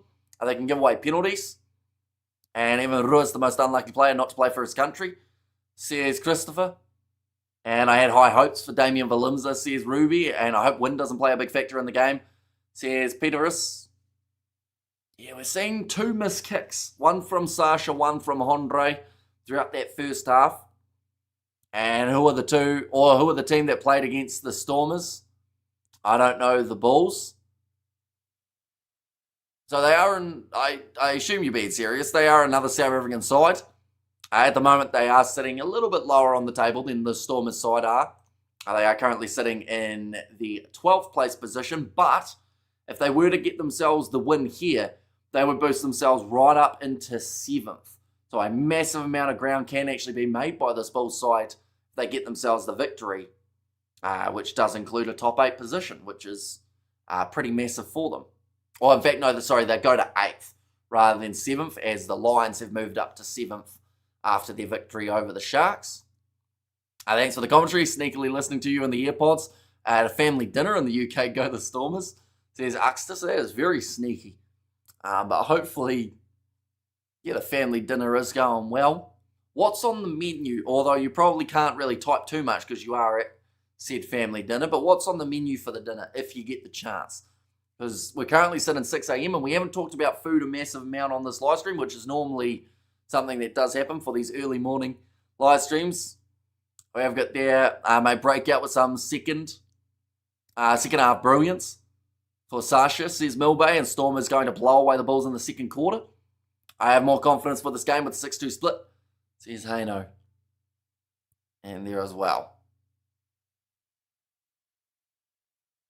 Just talking about Jan Hendrik Wessels off the bench for this Bulls side. They've got some pretty handy guys. Can make their way off the bench later on. Renier Ludwig, Nassim Carr, part of that 6-2. Hey, South Africans. I'm not sure if it was clickbait on YouTube, but was Eben Etzebeth's red card sentence cancelled? I'd say that has to be clickbait. I don't think that World Rugby would hand out a suspension and then go, you know what, no, we're not doing it. So you're going to bed after this or just staying up? I'll be honest with you, I have no idea. Because the cricket starts in 6.5 hours between Australia and England, which I will probably watch. I think it's a tricky one to choose because I also feel like making like a big breakfast. Because I'm quite peckish. But half the stuff that I'd need for the breakfast, I don't actually have here because I forgot to get it. So the supermarket here doesn't open for 2 hours. So that's kind of rough because that would mean I have to stay up for an extra hour anyway, rather than just going to bed. So I don't know. I'll probably make the decision after the stream. I'll probably end up sleeping maybe a couple hours and then get up and make breakfast. Chicken strips with marinade, well-fried fries, 2 double smash burgers. Our full English breakfast is delicious. Go to bed, says one Pierre. And anyone, the live link. So URC TV is the option. May as well stay up. Says Hayno. Yeah, I mean, I did sneak, I think it was 2 hours earlier on yesterday. You know, I slept between, I think it was about 3 p.m. and 6 p.m. yesterday in the afternoon. That was my last sleep. And Sports R says 1 p.m. Cape Town Stadium. The sun is still shining. Table Mountain in the background and a sold-out crowd. Ready to watch the second half of this fixture. Bulls is coming for revenge. Says Zano there. Yeah, they would love nothing more than in the first of their 2 South African derbies up against the Stormers to be able to get a win. Rather go on rest. More sports later. Says Christopher. And yeah, it's certainly going to break my sleep schedule either way, I think. But sleep probably is a good idea. As at halftime, it is currently halftime. Just the 2 tries coming in the first up. 1 for Andre Pollard for the Bulls. 1 for Evan Russ. And the Stormers. But also a yellow card for Willie LaRue. Which wouldn't have helped too much. You need a Bocky to make breakfast. Says Jan. And celebrate the Stormers' victory. Says Shaheen. And yeah, although we are still early on in this game. Still another 40 minutes remain. As the score really... 0-0. It is not, Claudette. I assume you're further behind in the stream. Currently 8-5. The score line between these 2 sides. At the moment, the margin still says that the Stormers should be able to win this game by 8 points. It's what they do have as the live kind of bar. But it's very hard to tell. I do think it could easily go either way, just looking at it. At the moment, second half, not a mile away. They are just currently racking up the crowd, or trying to get them fired up. If you want, I can probably hop on full time. He's saying, I think we'll wait and see the result first. See what happens. I don't see the Bulls winning this, to be honest. Says Big Rig. I see floodgates open, says Christopher. And yes, says Quinn. And 8-5 in this game is the same as 0-all. Says, honestly, both these sides still have enough time to be able to make the difference, right? We're seeing the reserves running around out there on the field now. It's halftime break. It's actually gone very quickly, which seems to be the case with these South African derbies. I think it's just because of the excitement of the match getting back underway that it just absolutely buzzes by. But next week, plenty of matches that are taking place in the Champions Cup. We're going to be covering on quite a few of them on the channel. The Bulls, they play the Bristol Bears. The Stormers, they play the Harlequins. Lions have a game up against Lyon in the Challenge Cup. And then also the Sharks have got a game up against the Sharks. But that is Sale Sharks that they are going head-to-head with. Stormers going to run away with the score now. And Hamish's New Year's resolution is to work and sleep more, says Darren. Yeah, one of them was to kind of sort out my sleep schedule, but that's just very hard to do because these games do take place in the middle of the night. Every team is nervous for box selection. Every player is nervous for box selection, and Bulls' mood is gone, says Martin. That yellow card might fire them up that little bit more. And Bulls 50, Stormers 8. That's a wild second half for the Bulls, that is for sure. Definitely because lately they've been outscored in pretty much every single second half they've taken part in. But that's normally at home. So to be fair, away from home, maybe a chance. Be able to get something going quickly early. And also we have got there, I see the floodgates are going to open. Got there the possession, 61% in favour of the Stormers. 145 metres made compared to 123. Seeing a Super Rugby Pacific guy watching the URC. Says Cameron Rasmus. Seeing a Super Rugby Pacific. Am I the Super Rugby Pacific guy? I think we've actually almost covered more games of the URC. We have there, I know Stormers overtaking Bulls. And Stormers versus Marcus Smith will be a good game. Just Quins versus Stormers in general will be great. Like, they normally have a high-scoring affair. Sad thing is, there's an overlap, not for that game, but the Sale Sharks and Sharks game takes place at the same time as La Rochelle versus Leinster, which is a big shame because that is once again like a massive game. Right, the Bulls ready to kick this one off. 14 men out there on the field because of Billy LaRue going to the bin just before the halftime break. Back underway in this contest. 40 minutes remain. Maybe you let fate decide what to do. If Stormers win, you sleep. The Bulls win, you stay up and eat a huge breakfast, says Big Rig. Oh, foot was in touch there for Untatuka Machunu, so Eddie got the turnover. What if Adi Savi and Mark Talia join the Stormers? Says Cameron. Do the Stormers need them, though? Like, they got Hudsonberg, Lelion Zas out on their wings.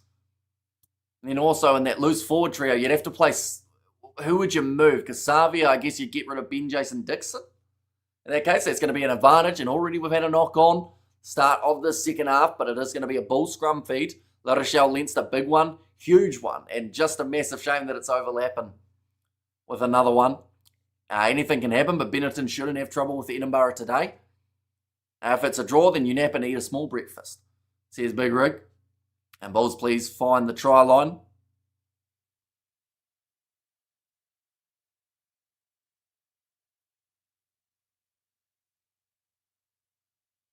Okay, they're just talking about Kane and Moody. He hasn't passed his HIA. They're just talking about the fact that he did look like he was all right when he was making his way off the field, but he is not going to be returning for the rest of this game, which does give a bit more of an opportunity to Devin Williams, but puts a lot more pressure on that man as well. I just need the Bulls to win for my Super Brew points. Doing awful in my league, and Will Jordan can fit in the Bulls setup, says Christopher. I think Artie can number 7, so you'd put Ben Jason Dixon to the bench, I assume. And then, would you? I mean, a lot of people would probably put Paul de Villiers as their 6, but then Sia Kolisi's going there next year, so you kind of, imagine Sia Kolisi, Artie Savia, Evan Bruce as a loose forward trio. People don't fail HIAs often, and Villiers is useless. Bulls won't miss him. He's had a couple shaky moments in this game. He's also done a couple good things, though. So he's a very much so 50-50 player at the moment. Bulls try in the next 5 minutes. Says Haino. Currently, you do have the 14 men on the field, the scrum feed. And it's moving nicely. Andre Rudolph waiting for that ball to bounce out the back. He's going to be dragged down by Ackerman. And that'll now be the penalty awarded to the Bulls. They could take 3 points, go back to a level playing field, or they can kick for the corner, take a risk. Nope, they're going for the poles. Andre Pollard, he will be the man who will be lining this one up. That scoreboard correct. It is for now, 43 minutes through, 8 points to 5, but a chance to add an additional 3 for Andre Pollard here. See Artie Evan, says Christopher, and Stormers will open the floodgates now, says Oki. And finally the ref has opened his eyes at scrum time, says Haino. Do you think Super Rugby misses the South African franchises for the 30th anniversary? Depends on who you talk to. I think that the URC has been a great opportunity for these South African sides, and I've thoroughly enjoyed seeing what they can do playing European teams. But at the same time, I feel like most people who are like throwback Super Rugby watchers do want to see the South Africans. Oh, that man just spilt his beer all over his Stormers flag, but the kick has gone over. The Bulls now sit 8 points to 8. They still have got that man disadvantage for just that little bit longer. Won't be a mile away from expiring for Willie LaRue. Going up high. Nice take from Andre Pollard, but he's absolutely smashed by Evan Russ. He's chasing after it, 2 of the try scorers. In fact, the only 2 try scorers in this game colliding. And ball is available at the back for Ambroise Papier. Been told to use it. Oh, slips over in the process. Does get that ball into touch. Nicely taken by Similani.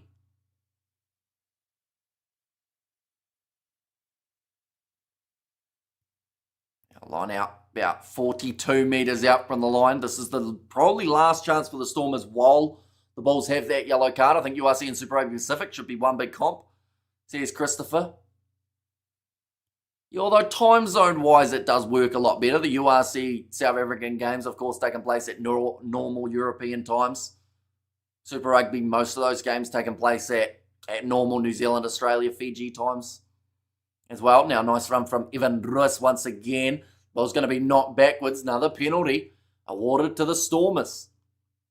This could be an opportunity to add the additional 3, or they could go for the corner.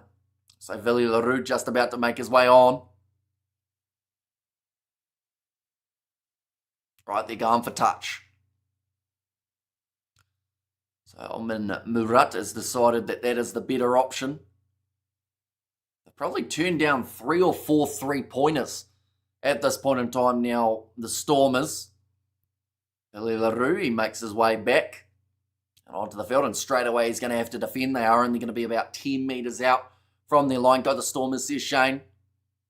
How do you delete your social media records over the net before the EU starts cracking down on human freedoms here? Do you delete your social records? You're probably asking the wrong person, I would say. Bulls, you can do it, says Ruth. And also, Willie really kept his hopes alive for the box selection. I asked AI to do a Super Rugby Afro Celtic if Ireland withdraws from the URC. Says Cameron. Why would Ireland withdraw from the URC though? In fact, the Irish are doing very well at the moment in the URC competition. That one's going to be kicked into touch. A nice clearing one from Ambroise Papier. Now 40 metres out, the Stormers again will have themselves another line out.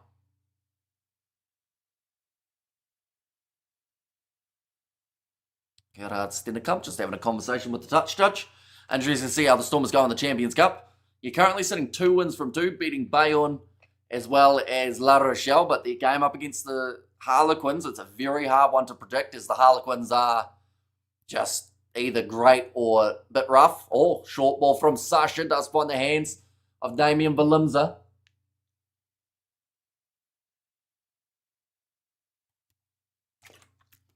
Andre Hugo Fento. Reinhardt gets back up to his feet. A good comps in Europe, says Christopher. Trying to get that ball out. Evan Ruiz manages to wrestle it away. Sasha kicks high. It's going into the 22. Stravino Jacobs goes up for it. Doesn't take it all. In fact, no, he does in the end. I thought he was going to knock that ball on, and now he has. On the ground, just letting that one slip through the fingertips.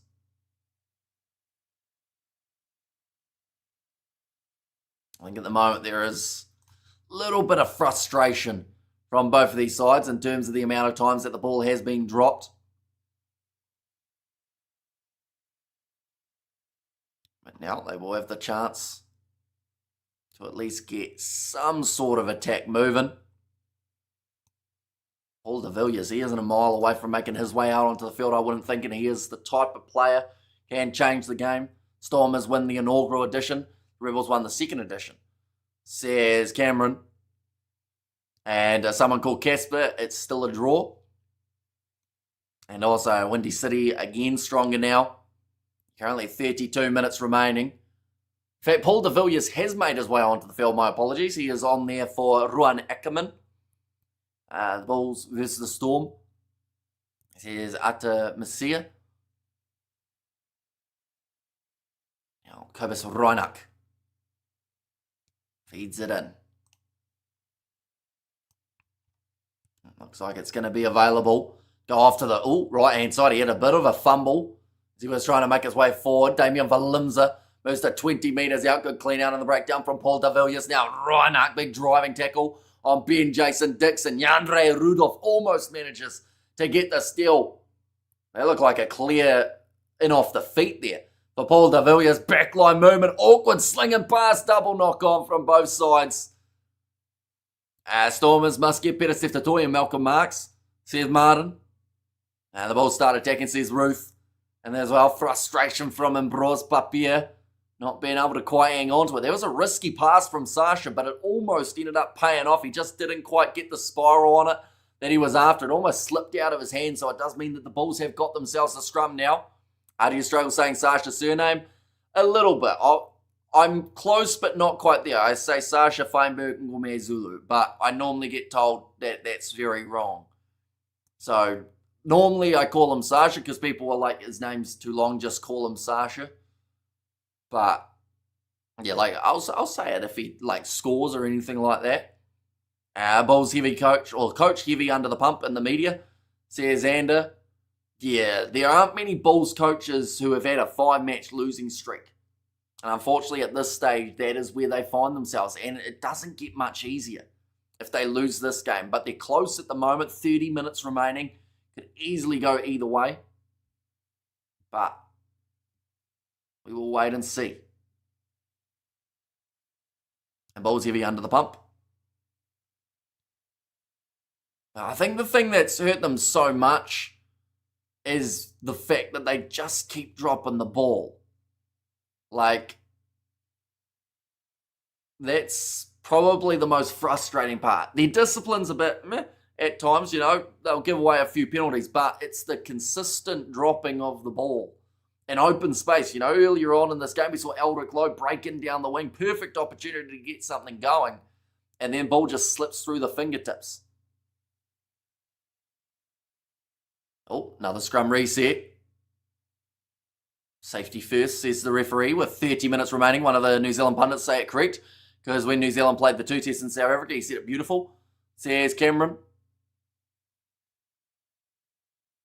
1 try apiece at the moment. So I do want to ask the question, yes or no? Will either of these sides get a bonus point for 4 tries or more? Do let me know. 30 minutes, there is time to be able to score 3 more tries for these sides, but it would have to take a pretty smooth operation to be able to do so. Oh, going down there. Penalty awarded to the Bulls. No, says Big Rig. Tight head fading there. As against Nelling Fouchier, definitely not. Says YZ Smith. Andre Pollard now looking to put this ball into touch and does just that. Once again here for the Bulls. Good position on the field. Will we see you in August? Not in person, but we will be live on the channel for those matches. And no, says Jacobus. And Sasha Baron Cohen. And South Africa versus New Zealand 4 tests. Do you also do watch-alongs of New Zealand cricket? We used to do a few. I've considered going back to doing a little bit of cricket, but at the same time, we've had a few copyright strikes from cricket. Like, not showing anything similar to these live streams, but they just seem to be a little bit easier to get struck, unfortunately. Oh, Cobus Visa inside ball, and guess what? The Bulls have dropped it. Again, if the Stormers get 3 tries from here, then the Bulls need to be investigated for diving. Says Big Rig. And also more chance of the draw. Imagine Starlink is free. What a blessing that would be. This internet connection is breaking me. Can we get at least another 2 tries, says Ruth. Yeah, just another error. It was a nice set play though. Cobus Visa popped it on the inside to Trevino Jacobs and then he just drops it. It's almost Yoleka Ding, says Dominique. Nassim Carr, he makes his way on. That is going to be for Marco van Staden. And also Jan Hendrik Wessels makes his way onto the field once more. Both sides are making too many mistakes like the Sharks, says YZ. Yeah, and, you know, you take away 10 handling errors per team. Very different game of rugby. Sasha, the best 10 at the moment. What do you reckon, Hamish? He's definitely up there. In terms of the impact that he's been able to have, not just for the Stormers, but also for the Box. I think that in this game, he hasn't had as much of an impact, but then that is sometimes what can happen, you know. Sometimes it's just not quite your game. He still had a couple very good moments, though. And if that goal kicking gets up in accuracy, like, he's going to score a lot of points. A Bulls tactic of smearing their hands with with butter has not panned out. That one's going to be kicked into touch on the full by the Stormers. Bit of a mistake from Watakaland. I think I must do sports podcast, just focus on rugby, soccer and cricket, maybe tennis and basketball. Says Cameron. And Bulls tactic of smearing. Oh no, I read that one, didn't I? So you're going to start your own sports podcast, Cameron? I'd say go for it. Like, at the end of the day, like, as long as you enjoy doing it, go for it. And, you know, it might work out. AB up there if he kills it this year. He was cement best 10, I think.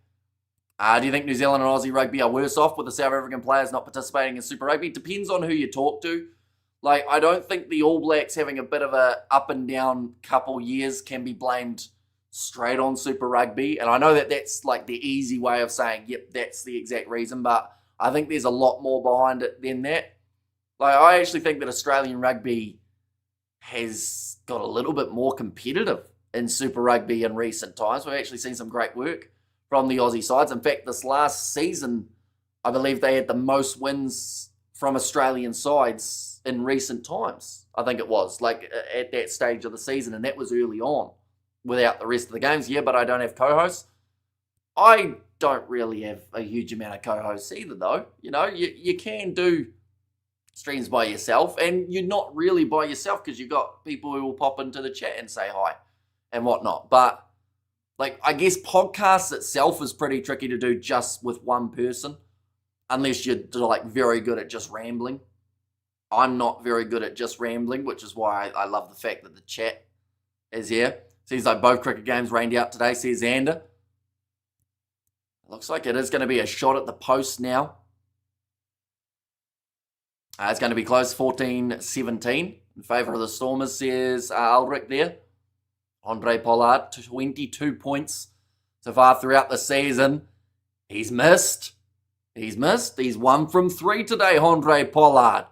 And you can see the frustration from the crowd. Some people can't even believe it that Pollard has missed that. Australia, or New Zealand and Australia is worse off. Look at the international games, says Martin. But once again, I don't think you can look at the squads, for instance. Like, you look at what New Zealand had pre-World Cup compared to what they have now. You know, no Aaron Smith, no Brodie Retallick. Like, there's honestly such a long list. But, like, you have to also look at the player pool and who they have got playing now compared to who they had back when Super Rugby was popping off. True Crime Podcast usually don't have co-hosts or guests, says Big Rig. Right, timer's off at the moment. How far did he miss the kick? That one was only like maybe 25 metres out, maybe even closer. Andre Pollard just hooking it away to the left-hand side. Stormers have home ground advantage, says Dominique. They have to try and make the absolute most of it. Elric Lowe, big collision between him and Ben Jason Dixon. I hope we can hang on to DMAC.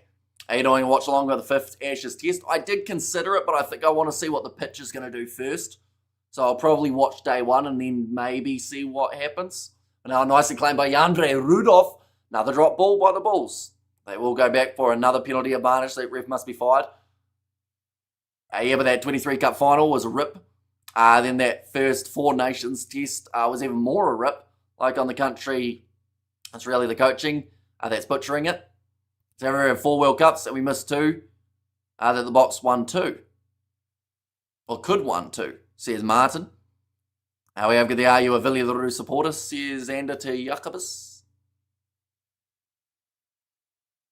And what do you think about a unified season? As in like unified, like the South African sides go back, or are you including all URC teams? Because that's the Club World Cup and that's coming up in only a couple years. This Ashes has been the worst.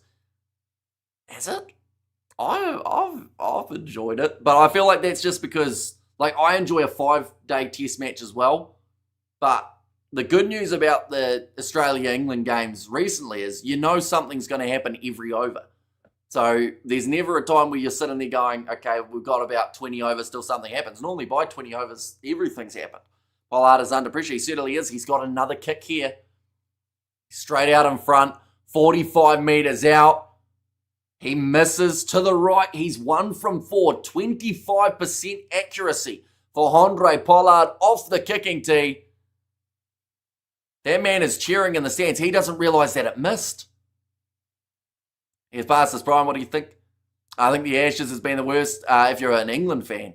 Says Big Rig. I'm just saying how people think South Africa missing from the Super Rugby is affecting those games. That were BS is only a reason why people think that. The All Blacks being run properly, been a different story. Probably great if you're an Australian fan, says Big Rig. It's not great if you're Australian cricket, though. They lost like $25 million from their second test match, which is a bit rough. And don't blame Marnie Libok. And now Cobus Visa. Oh, we almost went through a gap. And a penalty awarded to the Stormers round the halfway line. Pressure too much for Pollard, says Martin. Now 58 minutes through this second half once again has hit a little bit of a grinding halt. We're waiting for something big to happen. Paul Polly is having an off day. Yeah, he has scored the only try for the Bulls in this game as well. So, you know, outside of the kicking tee, it's weird to say because normally it's kicking tee is Pollard's the best part of his game. But outside of the kicking tee, Pollard's been good. Oh, Sasha's missed touch. These two at the moment are going head-to-head in terms of who can make the biggest mistake that costs their team the game. It's a good clearing kick from Villi Leroux down to the halfway line. Another line out for the Bulls. And by the way, notice how the lads who always claim sports are rigged have gone dead quiet after Australian cricket lost millions on England being bad. Says Big Rig. Yeah, I just hope this next test match goes 4 days at least. Because the worst thing was, that other one, I had 3 days where I was going to be able to possibly watch, you know, day 3, 4 and whatnot, but it didn't reach it. Oh, stolen. Oh, no, sorry, that was actually claimed by the Stormers. It was under a huge amount of pressure, though. Now, Ronak back across to Andre Hugo Fenta. Tries to step his way through. Looking around, I think, oh, another penalty. Goes the way of the Bulls, but not releasing. You want an Ashes series, that is close. And down to 5 days each test, says YZ. Yeah, although this 5th test match could have been very intriguing had England won that 3rd test. You know, if they didn't collapse and lose a whole heap of wickets in a hurry and lose that one, imagine going into this last test with the unpredictability of what we've seen so far, heading into test match number 5, 2-2 between the teams. Unfortunately, that's not what we get, though. We get 3-1 and a wait and see. Great bit of work from Yandre Rudolph. Currently leads the charge in terms of turnovers that have been won out of both of these sides across their URC seasons, but 22 metres out. Another attack here for the Bulls. A low-scoring, close game. You know the song, what Supersport used for the Springboks home matches? I found it on Shazam. There's Cameron. Uh-oh, not straight. Oh, no, in fact, it was the double pump from Akafundamurva. That is going to bring to the end of the attack for the Bulls. It's going to be whoever makes the least mistakes here for the final 20 minutes will win this game, because both sides are almost costing themselves more than... Oh, he was actually in front, the guy running down the wing there. I think that was Hudson-Berg. See good timing though, and now the Bulls are in possession, I should say. Quick question for 1.5 points. Has there ever been a test match finished in one day? Not that I know of. I think normally 2 days. Like, we've seen quite a few end in 2 days in recent times. One's going high. Nice take from Sasha Feinberg and Ngume Zulu around the halfway line. Now looking for the counter ruck. Akafundamurva gives away the penalty, but Sasha decides to take that one quickly. Extended forearm right to the neck of Ambroise Papier. Now Reinach, though, straight through the gap. Little bit of stepping, gives it off. That's going to be Paul de Villiers. One more offload to Ben Jason Dixon, who is just short of the line. Andre Hugo Fenta round the side of the breakdown. Backline movement here for the Stormers, but they couldn't quite finish it off. It's picked up by Lelion Zasu's chopped down by Jan-Hendrik Wessels. Oh, Valeru told to leave it. Oh, knock on there from the Stormers. Again, counter-attack for Ruan Nokia. And still under penalty advantage. Are the Melbourne Rebels completely gone? They are, yep, completely gone. Why are they resting Cummins again for this test? Is it for the T20 World Cup? Yep, pretty much. So they're making sure that he's fresh, ready to go for that one. South Africa don't want South Africa back in at rugby. They know what happened when they were destroyed. And when was the last game that was this low scoring? It's been a little while. Normally URC games get around those 20 points per team, but I want to say like probably at least a few rounds. But they've said it's not clear and obvious. They have checked in the breakdowns. But there's going to be 10 offside. That is against Sasha for going for a turnover when he was on the ground. So that is going to be another mistake. It's going to be the battle of Pollard versus Sasha Feinberg and Ngume Zulu. Who makes the least mistakes late? And the question is, can Pollard get a kick over? He's missed his last, I want to say 3. Oh no, it must be last 2. Crowd attendance, 53,682 at Cape Town Stadium, watching what has been a bit of a rough one for these two teams. But it's not over yet. Go SFM, get your try. Says Martin. Good for them being out, travelling over to get smashed. Them being travelled close over, they're better for them. And no test match in history is concluded within a single calendar day. Finished in 642 balls, India versus South Africa. They also had a 2-day test recently too, didn't they? Nicely claimed by Ruan Nokia. Back across Yandre Rudolph. The Bulls on attack. 17 minutes left. Score is going to be 11 points to 8 in favour of the Stormers. Kicked him behind. Chasing this one hard is Devin Williams, but too much on the kick from Papier, and the mark called by Wadakalant. It's the opportunity to slow it down a little bit here too.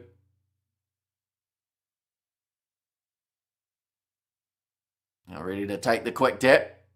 Kicking downfield, Wadakalant does get it into touch. Valila Rue does decide against the quick throw. Also see Riniard, oh no, in fact there's going to be Vermaak making his way onto the field for Kobus Vesa. Looks like a couple other changes being made here for the Stormers also. Sunday's on for Fouchier. And then also Ruben van Heeren. He makes his way on for JD Schikkeling. Stop kicking and keep the ball. You reckon next team to get points will win? Maybe. I do still think that we're going to see one side get a 3 and then maybe the other side score either a try or get 3 as well. I actually do think that both sides will get double figures in terms of the points in this game. Going to be an advantage for the Bulls. Side entry, the call. Akafundamurva dragged down. Momentum starting to switch the other direction in terms of the penalties that we have seen. Andre Pollard having to fend off Sasha Feinberg and Ngume Zulu, and they will go back for the penalty again. And Stormers will win says Martin. Number 18, side entry.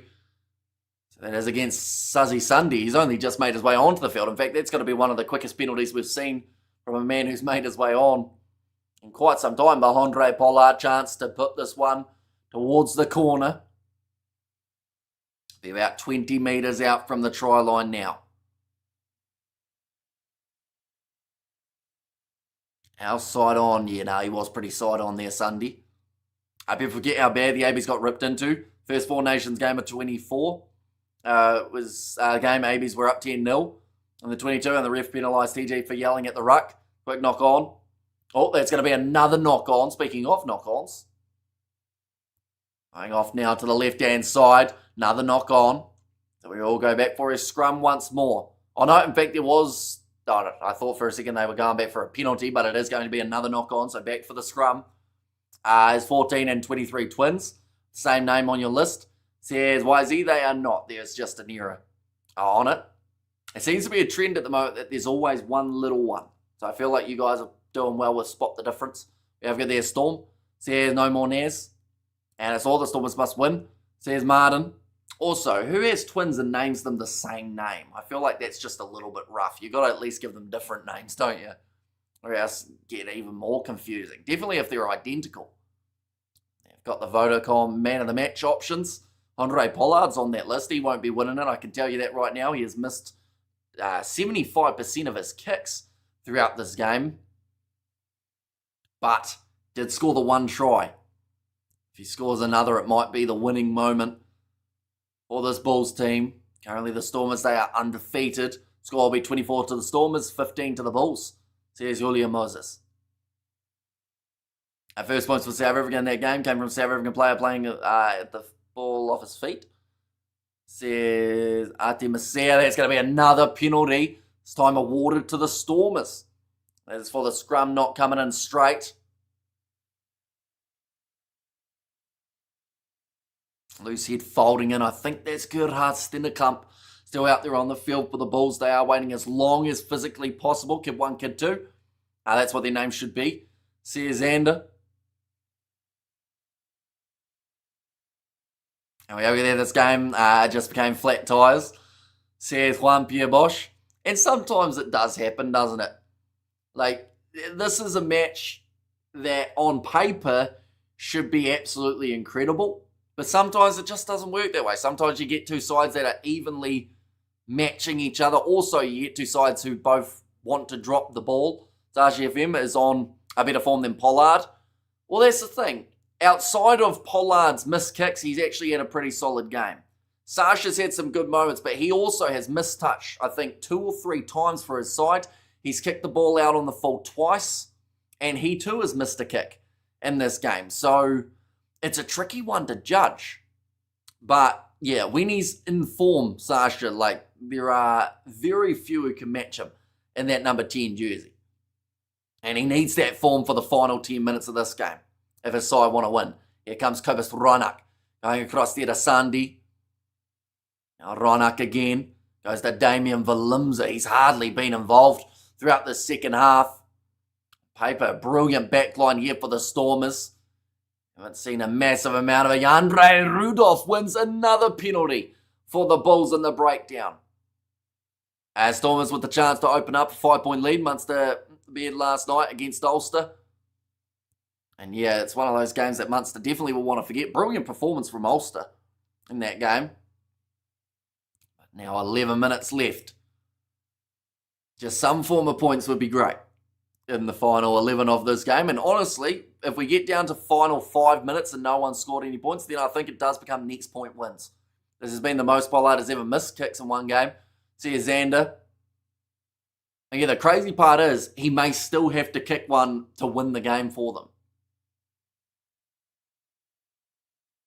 Okay, contact lens for a player of the Bulls. I hear the word contact and then straight away you get a little bit nervous. And maybe something is going to be checked, but with a line out for the Bulls, 45 metres out. It's actually, I believe, the man who's just made his way onto the field. I want to say it is Ruan Vermaak. It's Usher's younger than Pollard. says Ruth.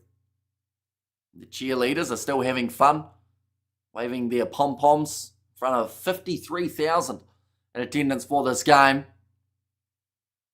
They will know that the job is not done yet.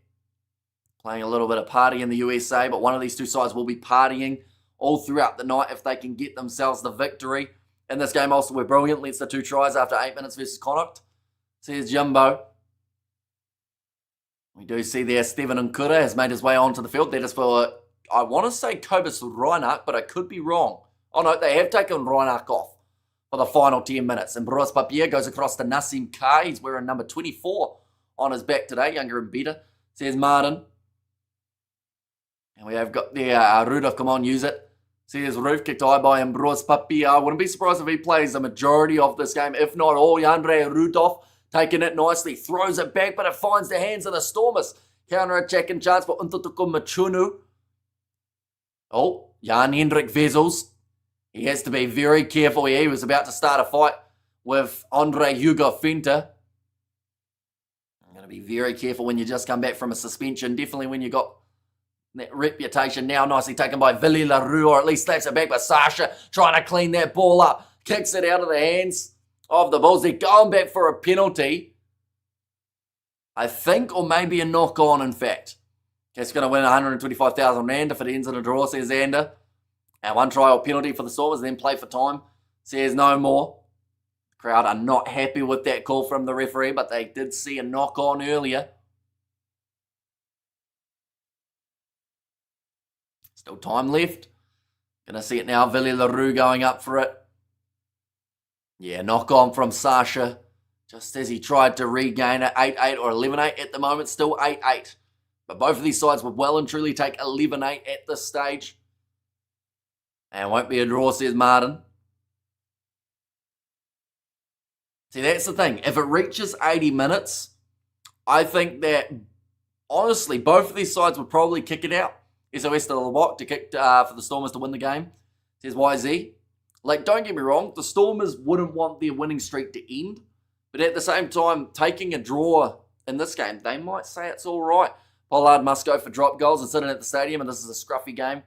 Says Cassie, yeah, it certainly hasn't been the smoothest game of rugby between these two sides. Sadly, they've just dropped the ball too much and kind of, I'd say, cancelled each other out a little bit.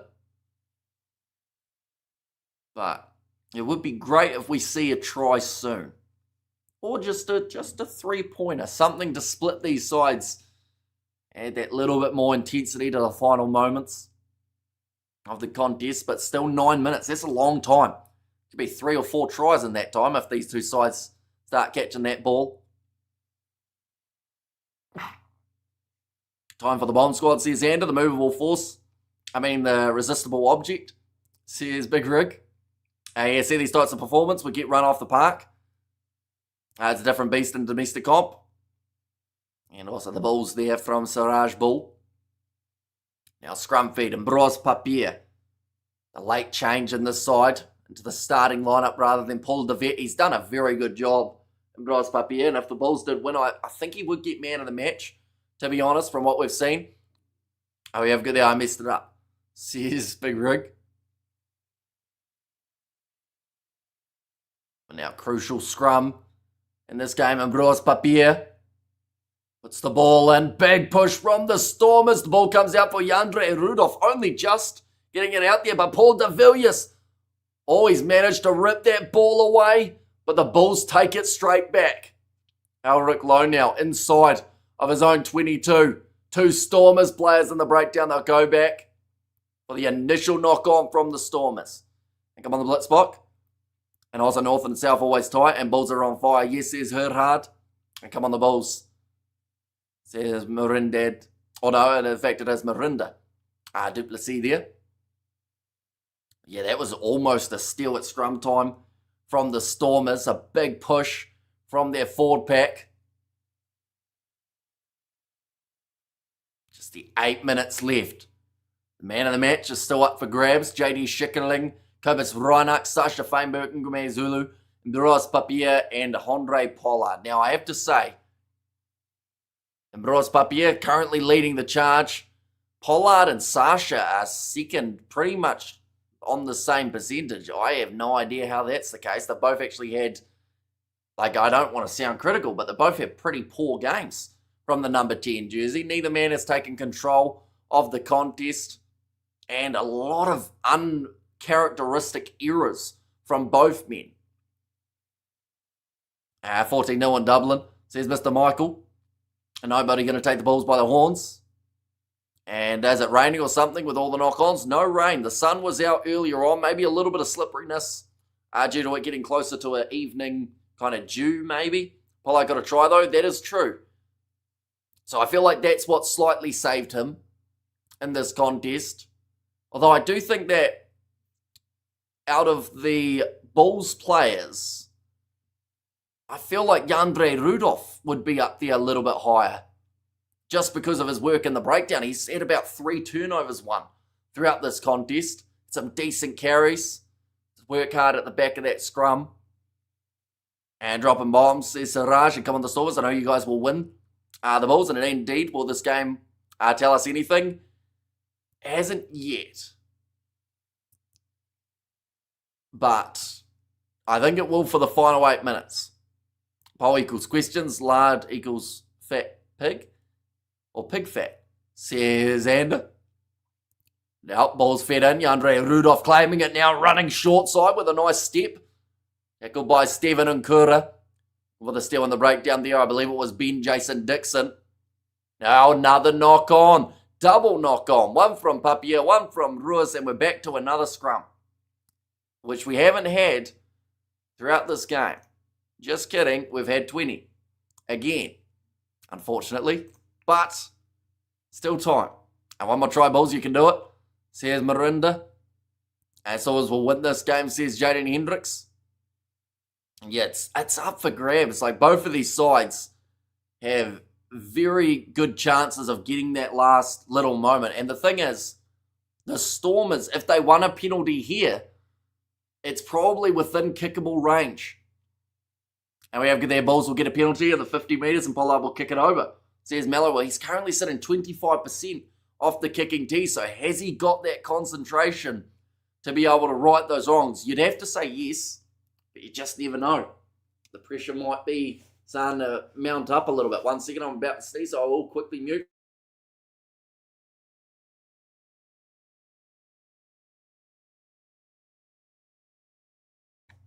There we go, we are back. Went blurry for a second there.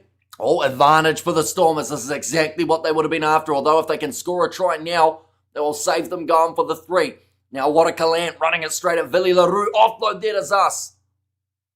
Now, right hand side. Oh, no, ball's gone down. It's well taken by Hudsonberg to keep it in the field of play. Now, back across. Steven Nkura going now to Ruben van Heeren. The middle of the field, not really going forward anymore here for the Stormers, but they are still under the scrum advantage. Now selling a dummy from Halant. Goes to Ntotoko Machuna. Great hands from Sasha Feinberg. Ngume Zulu passed on the outside. It's forward. They'll go back for the penalty.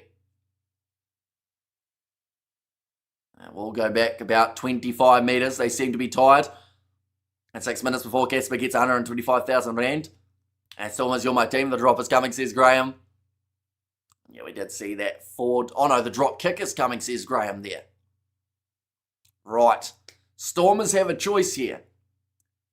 It should be a 3, but they're kicking for the corner. They are going aggressive here. It is a tactic that they've used throughout this game, and at times they have got it wrong. But is this now going to be the one that actually does work? Sasha depleting that rep in one game. And 11-8. And thank you for your commentary, sir. Enjoyed it. Says Joseph, thank you very much. Greatly appreciated. For all the time. So yeah, they've decided to go for the corner. And I don't know whether or not that's to try and get another penalty here. We're on the field today. They are going to be now 7 metres out from the line with the rolling maul opportunity. But they have to get this one right. Stormers are by far a more superior team. I will mention there was also a little bit of wind between these. Drop ball from the Stormers. They have just butchered their chance to take the lead in this contest. It's whoever makes the least mistakes in the last 5 minutes wins this game. Sebastian Leclerc chases after Sasha Feinberg. Ngume Zulu makes the tackle on him too. 22 metres out from their own line now, the Stormers. They have lost a lot of metres, but Eldrick Lowe was not listening and gives away the penalty in the breakdown. No, the Stormers, says Eric. Stormers have no faith in Sasha, it seems, says Big Rig, which is a massive concern when he is going to be the starting 10 for them in a lot of their important games, but they aren't willing to let him kick. Where was the ruck? Says Hayno. And hashtag drop ball now trending, says Xander. Someone's going to butcher this game, and I think that both sides know that it could be them. Good kick downfield from Sasha Zulu. Again goes into touch. A situation like this, you need Kieran Frawley. What a bunch of silly billies, says Big Rig. And it just makes me wonder, how far out in front of the post would the Stormers actually take the 3? I think they'd have to be less than 22 metres out, because there's no confidence in taking a kick from further out. Stormers going to take it. Now thrown in. Ruben van Heeren does nicely. Who was the player who knocked it on from the line out? I don't think it was one specifically, but they tried to pass it back at the rolling maul, and it bounced off a guy's back and went forward. Now an advantage here for the Stormers. This one's about 30 metres out from the line, but they still probably wouldn't take on the 3, passing it across. What a Calant. Now with a chance to be able to run, gets it round. Devin Williams passed on the outside. Hudson Berg, he's going to be close to the try line, just 5 metres out. Who's it going to be? Evan Russ. Big collision between him. I believe it was Machunu. Now pass back across Sasha. Goes to Similani. He's dropped the ball. What's new? Another knock on from the Stormers on attack. How Sasha's dropped. Says it's Scott. Well, we may soon find out. It's another penalty though. It is a kickable one. But it is out by the sideline. Actually a harder kick than the last. Drop ball, says Ruth. Butterfingers Day. Yeah. It's been rough. Oh. Are they going for the 3? No, they're going for the corner again. This is intriguing because they don't actually gain much unless they're expecting a Pollard 3 later on in this game. I would have to say is the one reason that they keep on kicking for the corner. Can Pollard kick for 3? If he gets the opportunity, he definitely will. Take the 3, would you, says Uxterman. Yeah, they've turned down about 6 opportunities at 3-pointers throughout this game, the Stormers. So they better hope it doesn't backfire. That wasn't a straight line-out throw. Referees let it slide, and now they get this rolling maul attack going. They've been told to use it once. Ball is available there. Reniad Ludwig told to not touch it. Still rolling forward here for the Stormers. It's looking not too bad. Getting closer to the try line. Someone needs the ball. It's gone over. I think it's Evan Russ, who may have had his hands on the ball. Not to touch is on, keep building pressure. And well, 8 versus 8. Is it Russ? Or is it someone else? I think it might have been a man underneath. It is Untatuku Machunu, who does score the try in the 79th minute of this game. And that should just about be the contest now. The Stormers, they keep going corner. And you could say it's paid off, but man, it would have been a nerve-wracking one for them. Connacht scores 14 points to 5. We're going to see here the rolling maul, transferring that ball back. If Untatuku Machunu didn't go over, Ruiz was right there. They had Paul de Villiers there as well, just in case. And Stormers making us sweat. Fleming said they should use it, and then they went 7 metres forward. Says Ano, and 13-8 says Dale Baker. And that guy won't get his raw payout.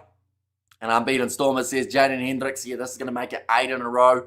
Of course, unless something happens in the last moments. Another missed kick from Sasha Feinberg Ngume Zulu. Combined between Sasha and Pollard, they are 3 from 8 today off of the kicking tee, which has to be slightly concerning.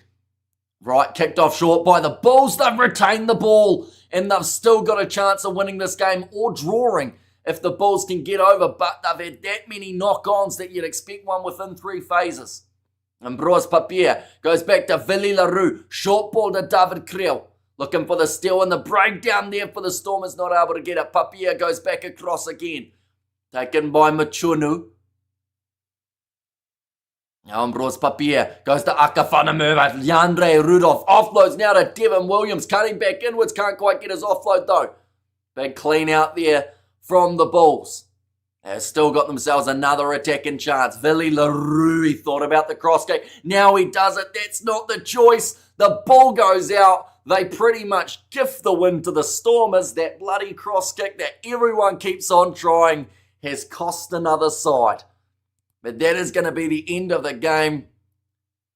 And the Stormers, 13-8, get themselves the victory. The wind is really bad in Cape Town now, which makes absolutely no sense as to why Willie LaRue would go for a cross kick in a windy, tough kind of condition when you're on attack. Our Bulls coach will be fired soon. If they lose again, a strong win in Cape Town, says William Moses. Good night, fellas. Just let me go lick my wounds. Says so incredible. And strong win in Cape Town, says Julio Moses. And there too. And that cross kick, that bloody cross kick, says hey no. And silly Billy, Willie is a liability. Says how's it, my brew? Man of the match for this game though. I don't know who you give it to. I think that honestly, a couple of the Bulls, I think Yandre Rudolph deserves it. But he was on the losing side in this case, so they may go with someone on the winning side. They shouldn't give it to Sasha, though.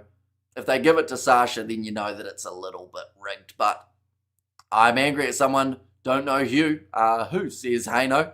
He has the powerhouse win again. And Billy is good, but I mean, says Troy Boy, and Bulls are now on an upward trajectory. Yeah, they at least get a bonus point from this game. Low-scoring game with some uncharacteristic poor kicking, says Patrick. We have the Bulls. Let's kick it away, the silliest of Billies. And also, so Willie LaRue kicked the last opportunity away. He did, yeah. But, yeah, it was a weird one. SFM says Jaden Hendricks. Of the Stormers, I think, well, JD Schickerling wasn't winning it. Actually, Kobus Reinach. Oh, no, and Bros Papia might still get man of the match, even though he was on the losing side. And well done, Stormers. Hard game. Sorry, Bulls. Sometimes you win, sometimes you lose. Says Lex. Yeah, will be intriguing because Grant Williams actually got man of the match in the Lions versus Sharks game, even though the Lions did lose. The Bulls coaches had immediate effect on the Bulls. The Box coaches had immediate effect on the Bulls. Just showing their meters made. 214, 16 penalties against the Bulls, 14 against the Stormers. 100 tackles made. Possession is in favour of the Stormers as well. Don't know if you don't try, could have paid off. Yeah, but it just doesn't, rob by the ref. And which one would you say they were robbed by, out of curiosity? Because they had a last attacking chance and they kicked the ball away. So the only thing that robbed them was the fact that the field wasn't 20 metres wider, so that kick didn't go out. And man of the match could be Damien Valimza, says Xander. I don't know if it would be. He hardly touched the ball today, Damien Valimza, unfortunately. Stormers, says Graham. Flannery and Jones at the Bulls, says Jimbo. Post-match presentation, who's it going to be? The man of the match. It is Ambros Papier. So that is 2 games in a row that we've actually seen the losing halfback get man of the match. Again, the man of the match, the Paul de Villiers, always plays well, says Uxter. LaRue must come played by the Stormers. Willie LaRue for man of the match. Rus, says Eugene. And that's not the ref, says Big Rig. The Bulls kicked it away at least twice. And remember, the Bulls have been letting in tries like a flood. This is great improvement, says Sol. Funny guy, I like it. He took the risk. Sometimes you hit, sometimes you don't. He took the chance. Stormers team is too light, says Joseph. And Bryce Papier just saying the bounce of the ball didn't go their way today. And worst Stormers performance of the season and our best one. Result tells the story for both teams, says hey no. Yeah, nonetheless, I do thank you all very much for tuning in. It's currently 7 a.m. here in New Zealand, so the 2 South African derbies are done and dusted. We've got the Champions Cup taking place next round. The Bulls are going to be going head-to-head with the Bristol Bears, and the Stormers, they will be playing up against the Harlequins, continuing on that winning streak. But nonetheless, thank you all very much for watching, and I will see you all for the next one.